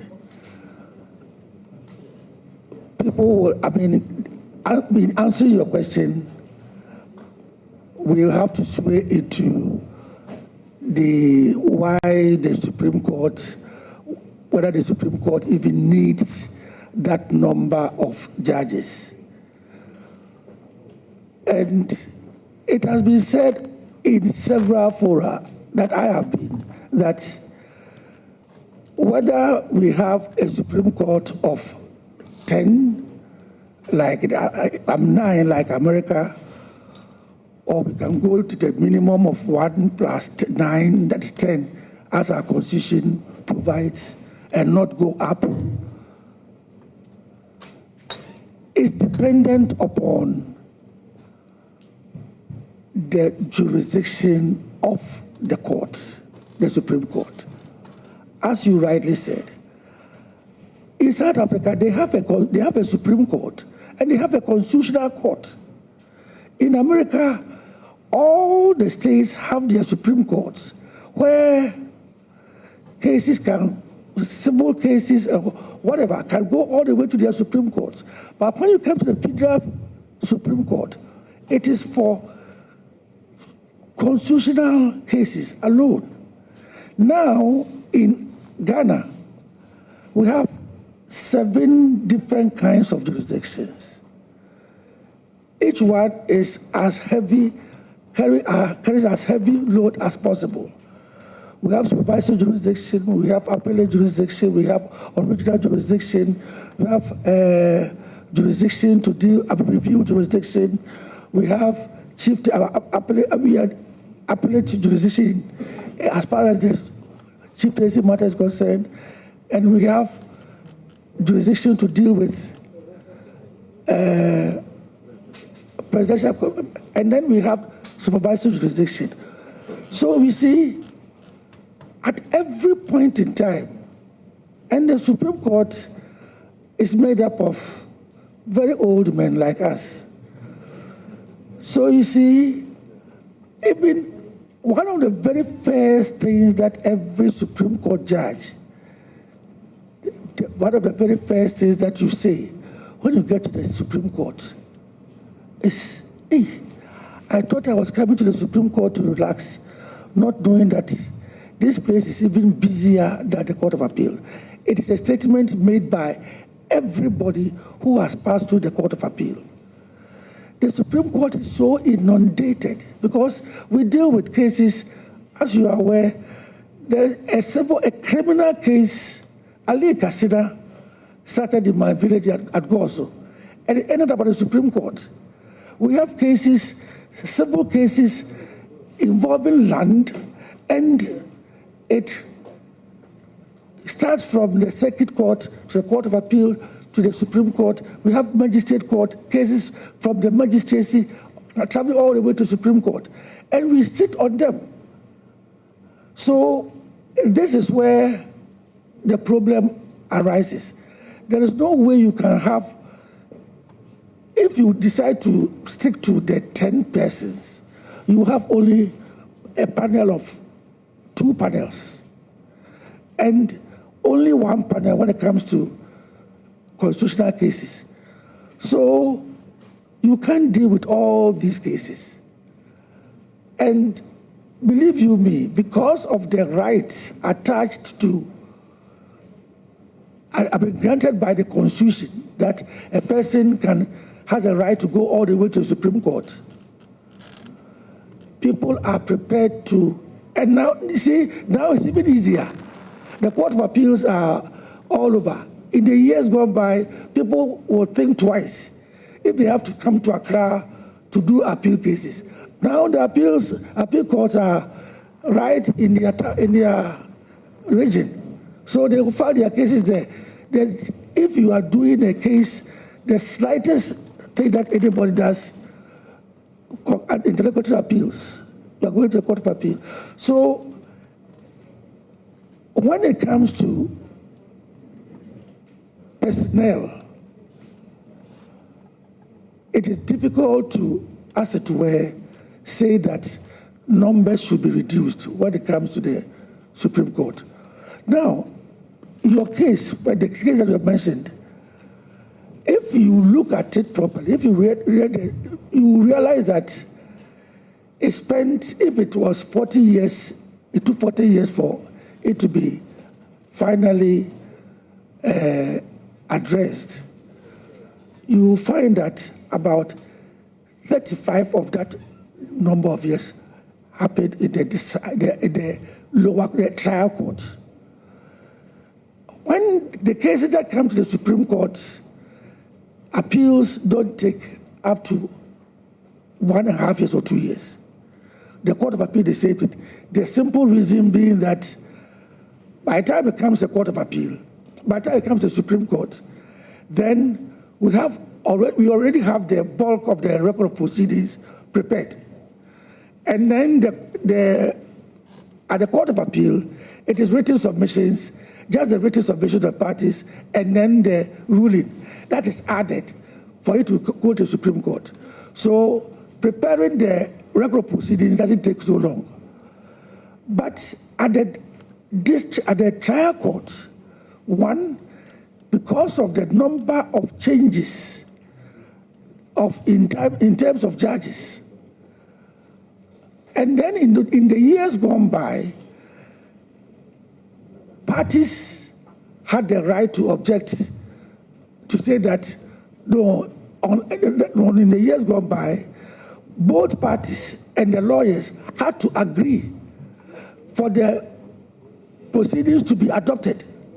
If one of them says, no, I don't want the proceedings to be adopted, then it has to be started de novo. And then even where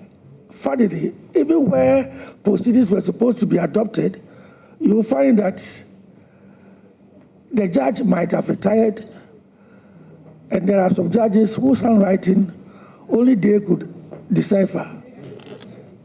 I mean, some judges were writing like this, like that. So you find that they cannot, nobody can even read their handwriting to be able to type it. So in the long run, they have to start de novo. And so if a case goes through 4 judges, you know, that one alone is enough. But as I said earlier, there must be a way of tracking cases so that cases that kept so long on the way should be fished out. In the time of Justice Georgia Wood, I remember she caused some judges, some cases to be selected. There were about 20 cases selected, and he selected some judges. I got 3 of the cases. And these were cases that had been on our books for so long, like this. You see, when the cases were given to me, in one particular instance, a file as big as this, it was scary. But I tried to take my time. I had been assigned by the Chief Justice. I took my time to, as it were, arrange the processes to filed. By the time I got to the end, the file was as thin as this. This file, which was as big as this, carried more than 100 hearing notices. More than 100 hearing notices, all piled together like that. So by the time I selected the statement, the writs, the statement of claim, the defense, and then what did they call it at the time? Application for directions. We had a very thin file to go on. Then, one of the things that also lead to delays is the lawyers. When I was in practice as a junior, if there is a case that is going on appeal, and it is time for you to settle records, your senior sends a junior to go and tell the registrar the things that should be included. But now, lawyers don't go there. They set their clerks who go and tell the registrars everything. So everything should go into the record of proceedings, the compilation. Somebody has filed a writ at the High Court. In the course of the trial, he has filed an application for injunction, to which he attached so many copies of other documents. And then there was a response. They heard the matter. There was a ruling. That was an interlocutory injunction. The case has ended. It is going on appeal. If you are prepared the record of proceedings, do you need to include the application for injunction and all its documents? But all these things will be included, making a very bulky record of proceedings. And it is the clients who pay, for the parties who pay for the record of proceedings. And each record of proceedings, each page is sold at a price. So you find somebody's record of proceedings, about 7 volumes. You decide to go through it, and you can actually reduce it to about 3 volumes. Particularly in this day and age where we file witness statements. So all these things add to the delay, transmission of records, and all that. But I must admit, 40 years is over the top. And if AI can help us trace this, we have to, whatever we do to get AI to do it, we should do it. Thank you very much. I want to congratulate you once again for your nomination and to indicate that your responses have been very illuminating. Thank you. Thank you very much. Thank you, Honorable Leader. It's now the turn of my Vice Chairman, Honorable George Kweku Rickett Hagan. You have the floor. Thank you very much. More than 3 questions. Thank you very much, Mr. Chairman. My questions are actually 2, just a view. My Lordship, Paul Baffoe-Bonnie, congratulations. Thank you very much. My questions are actually 2, just a view.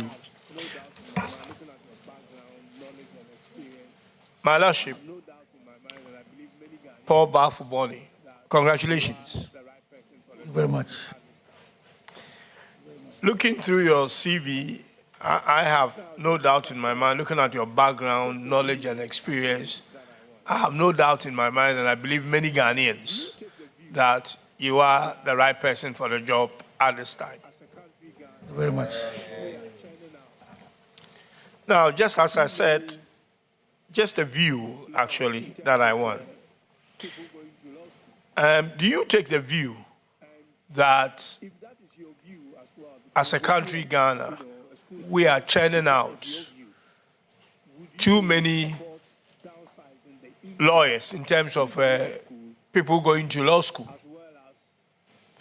And if that is your view as well, because it's a view of, a school of thought, if that is your view, would you support downsizing the intake to the law school as well as those who go through the bar? Thank you. Thank you, Mr. Chairman. Honorable Chair. I think I don't agree, I don't share that view that we are churning out too many lawyers. Actually, the word churn gives the impression that we are not training, we are doing substandard work that the products are substandard. But that is not the case. We are also not overproducing, actually. You see, if you go into history, throughout the whole period that we have had lawyers in Ghana, lawyers that the law school has produced, and the lawyers who have come from outside, all put together, from 18th century, Mensa Saba and all that. We're not up to 15,000. 15,000. And that is from 18th century. Out of this, a lot of them have died. A lot of them have migrated. So currently, the people in Ghana who are lawyers, despite the numbers that you see being called to the bar last year and 2 years ago, the numbers are not up to 7,000. The number of lawyers in Ghana are not up to 7,000. And out of this 7,000, less than 5,000 are in private practice. Less than 5,000 are in private practice. And what I mean by private practice is, for example, those who are on the bench are also part of it. Attorney generals, and then practitioners. That doesn't include those who are in the banks, Bank of Ghana and other places.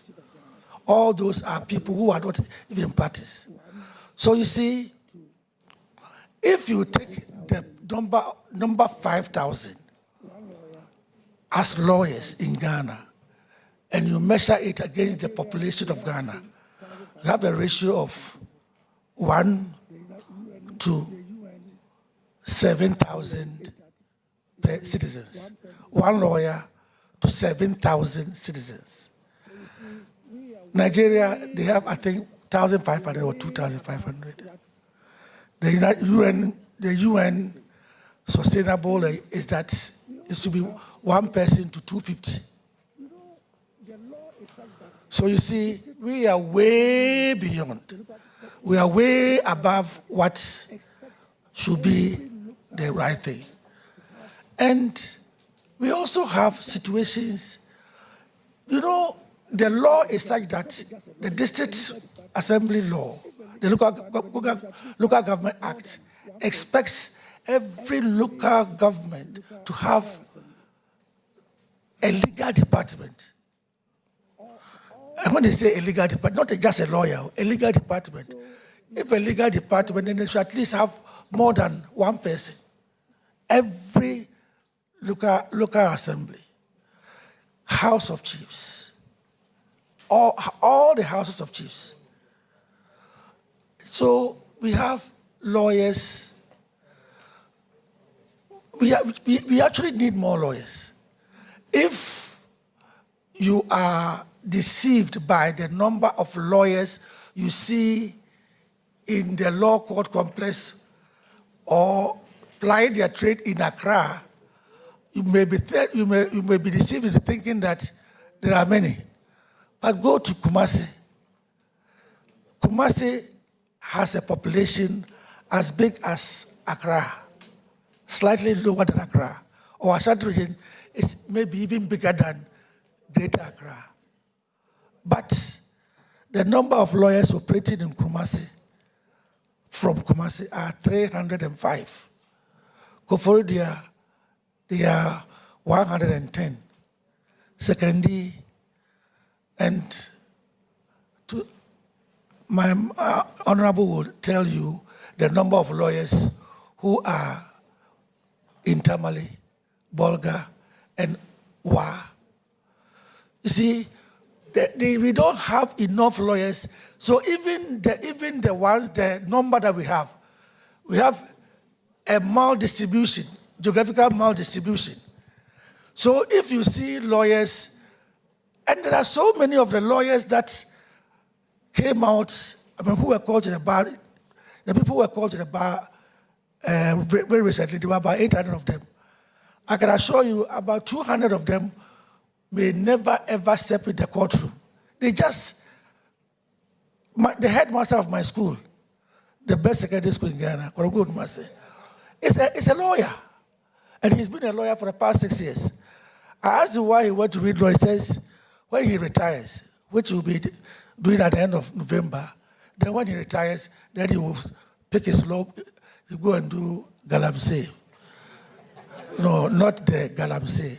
The lawyers understand legal galamsey. Are you talking about galamsey in law? In law, yes. Very well. So you see, and then of the 5,000 lawyers that we have in Accra, so many of them have run to Parliament House. They are politicians now. They don't even come to court. So, my Honorable Chair, they are not many. As a matter of fact, I believe that we need to expand. We need to expand the admission so that, because now a lot more people are doing the LLB and they are not getting the chance to go to the law school. So there has been discussion with the current Attorney General, and then we are thinking about a situation where I think there's a government policy in the offing that is aiming at farming the law school program to various faculties so that we get rid of the admission, the entrance examination, and then we find ourselves, everybody who has done LLB can go and do the law. At the end of the day, there will be an examination, and then people will pass out. People will come out as lawyers. So to answer your question, I don't think that there are many lawyers in Ghana. We actually need more lawyers. Thank you very much. Any further questions? Yes, Mr. Chairman. Thank you for the enlightenment, my Lord. My second one is also a view. And now let's turn to the Supreme Court itself. Ghana's population is about 34.5 million. Let's say America's population is 10 times that size. We have 19 judges of the Supreme Court here in Ghana to a 34.5 million people. We have 9 to America's 345 million. Isn't that we have too many judges in the Supreme Court? What is your view on that? Thank you. I thought I had answered this question. I thought I had answered this question. Honourable members, order. I thought I had answered this question, but Honourable Chair, I have to repeat what I said. America doesn't have 9 Supreme Court judges. It's the federal state of America that has 9 Supreme Court judges. America has about 351 Supreme Court judges all over the 51 states. You see, and the American Supreme Court, that's the federal Supreme Court that you are talking about as having 9, has only one jurisdiction, and that is interpretation of the Supreme Court, the Constitution of America, of the US. That is, they are what we call a constitutional court. So, but Ghana, our Supreme Court has, as I've said, appellate jurisdiction. The case, the 40-year case that honorable member talked about, finally ended at the Supreme Court. I'm sure even if we were to go into archives, we will find that from there, from the General Supreme Court, the person might have gone or up for review. You see, so the Supreme Court has so many jurisdictions that if we decided to keep numbers at 9, we would not be able to work. We will not be able to work at all. The only thing that we have to, there are 2 things.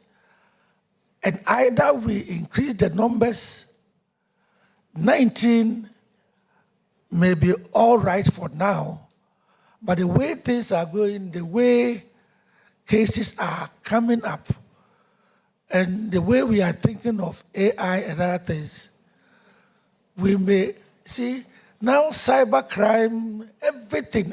There are modern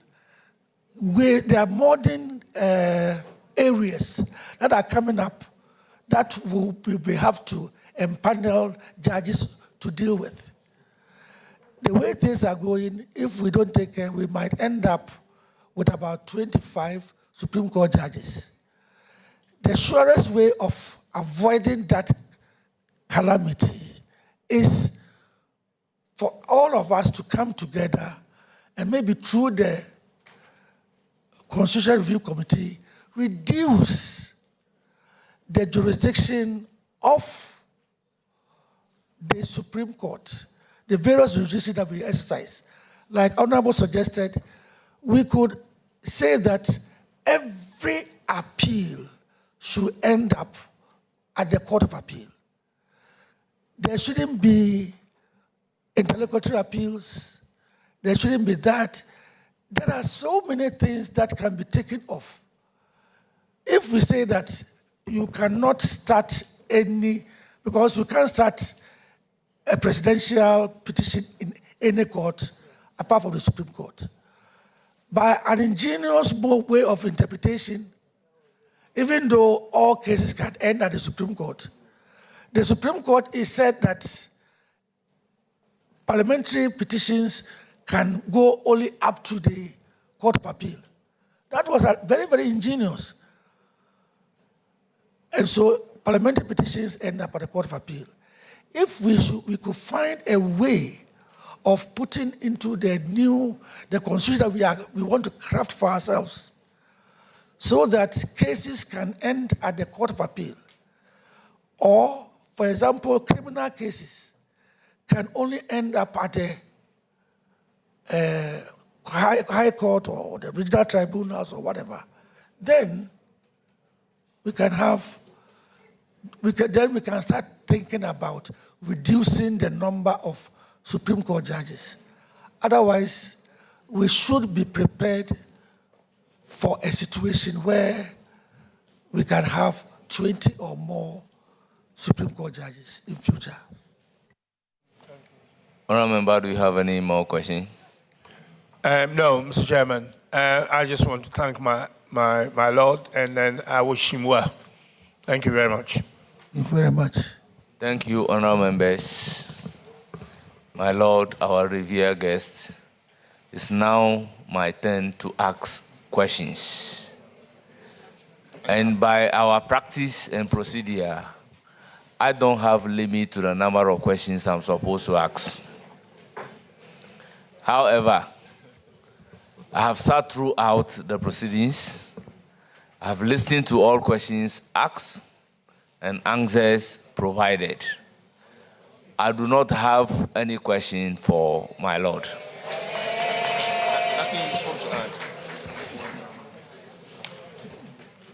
Honourable members, I will then proceed to congratulate my Lord on his nomination as the Chief Justice. And before discharging him, recognize and acknowledge the revered guests, which I will do not in any order, but I will start from the guest list of the Honorable Nominee.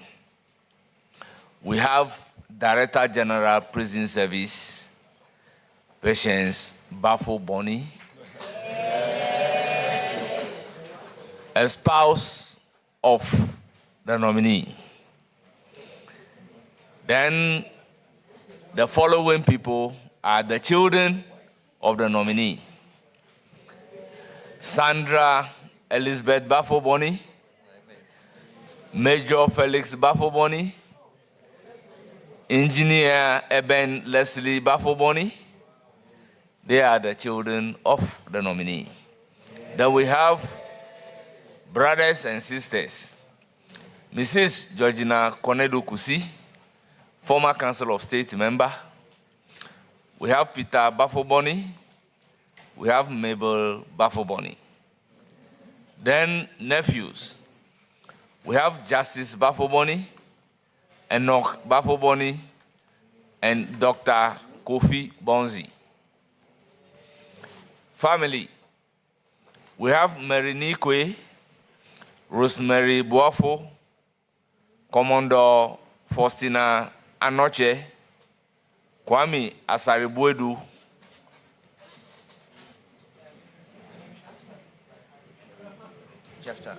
Jefta Apau, Esquire.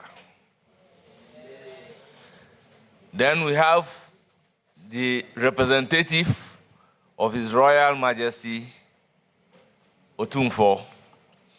We have Nana Sampamahini.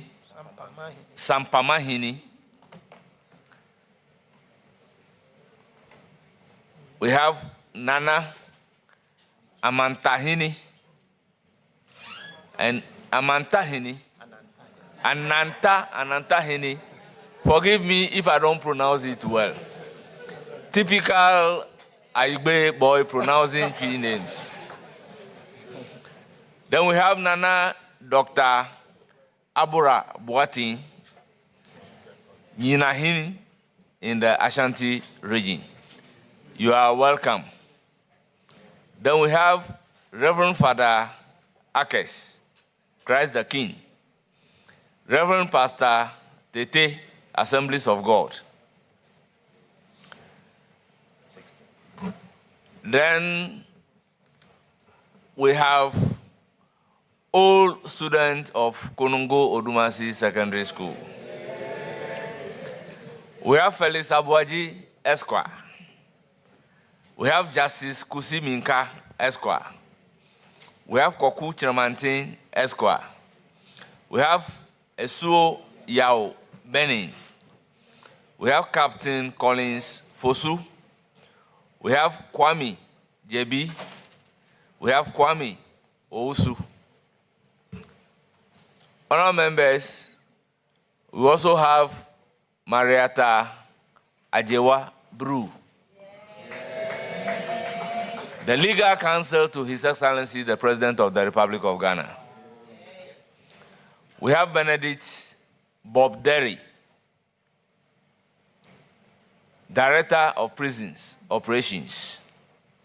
We also have Francis Umani Ado, Deputy Director General of Prisons in our midst. Honorable members, don't take offense in the event I do not mention your name. At the back, I have Nana Sangba Jafla II, Paramount Chief of Sampa Traditional Area, also representing His Royal Majesty Otumfo Osei-Tutu. We have Nana Baffoe Ajay Chichikra II, member of Asantehini's delegation. Then we have Berima Yao Koda Opon,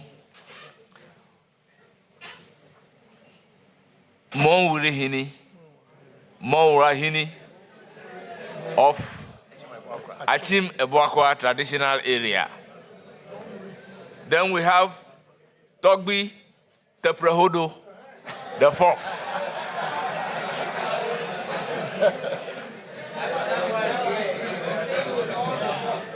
I've eaten the okra, so I can pronounce this one very well. He is the Paramount Chief of Amfoga, the President of the Volta Regional House of Chiefs, President of the Volta Regional House of Chiefs, representatives from the National House of Chiefs, and is also a member of the Judicial Council. Then we have Nana Dr. Abura Boatin, the Chief of Nyanahini. I think I have announced. No, you have 16. I've done it. Now, back to the tall list containing the Supreme Court, Court of Appeal, and other judges. My lords and my ladies, I will urge the Hansard Department to capture every name that I have pronounced here, preface it with my lord or my ladyship, if I don't pronounce it. We have Gabriel Poma, Justice of the Supreme Court. We have Avril Lovelace Johnson, Justice of the Supreme Court. We have Richard Ajay Frimpong, Justice of the Supreme Court. We have SKA, my very good friend, Asiedu, Justice of the Supreme Court. We have another good friend, Justice Tanko Amadou of the Supreme Court. We have Ernest Gaiu, Justice of the Supreme Court. We have Henry Kofi, Justice of the Supreme Court. We have Yao Asari, Justice of the Supreme Court. We have Justice Senyo Jamope, Justice of the Supreme Court. We have Justice Bright Mensah, Justice of the Supreme Court. We have Justice Kweku Akabofo, Supreme Court. We have Justice Dennis Ajay, Supreme Court. We have Justice Battles Kujo, Supreme Court. We have Justice Hafisata Amaliboba, Supreme Court. We have Justice Johnson Mbila, Supreme Court. No, member of the judiciary. Member of the judiciary. Yeah, Judicial Council. We have Samuel Afote, Judicial Council member. We have Ambassador Ekuya Sana Danso, Judicial Council member. Then I have announced Togwi Teprehodo already, but he's here again, Judicial Council member. We have Dennis Eyiram Fome, Judicial Council member.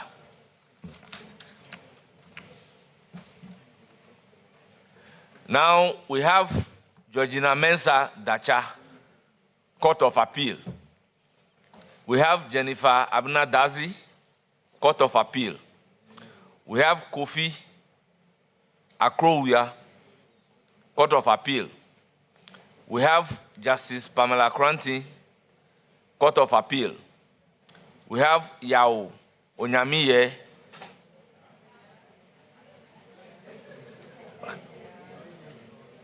Jacobo, Court of Appeal.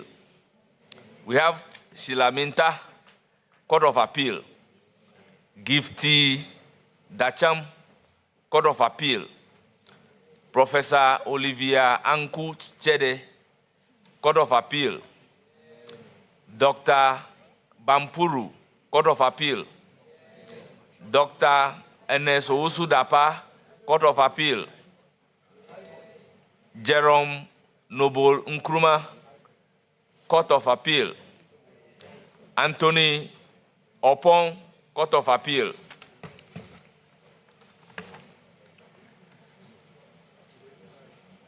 Jafta Apau, Circuit Court. Gifty Ajay Ado, Court of Appeal. Olivia Oben Owusu, Court of Appeal. Alexander Osetutu, Court of Appeal, and he's my classmate. Cecilia Davis, Court of Appeal. Mariam Samu, Court of Appeal. Mariam A.G. Jawara, Court of Appeal. Sam Obong Diewu, Court of Appeal. Lydia Osei Mafu, Court of Appeal. Charles Wilson, Court of Appeal. Ms. Rosemary Gezi, Deputy Director, Communication, Judicial Service. We have Mr. J.R. Ampon Fosu, Director, Communication, Judicial Service. Honorable members, all the Supreme Court, Court of Appeal, other judges are all my friends. We have Justice Yoni Kulendis, Justice of the Supreme Court. He is also my very good friend. Honorable members,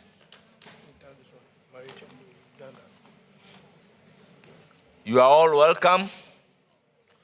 On this note, I proceed to discharge the nominee after a successful vetting, and to add that my Lord, Acting Chief Justice nominee, would surely hear from the committee. You are hereby discharged. Honourable members, I will ask the members of the committee to remain seated, and I was asked to add that in Parliament we don't clap, but we said here, here. Thank you all for coming.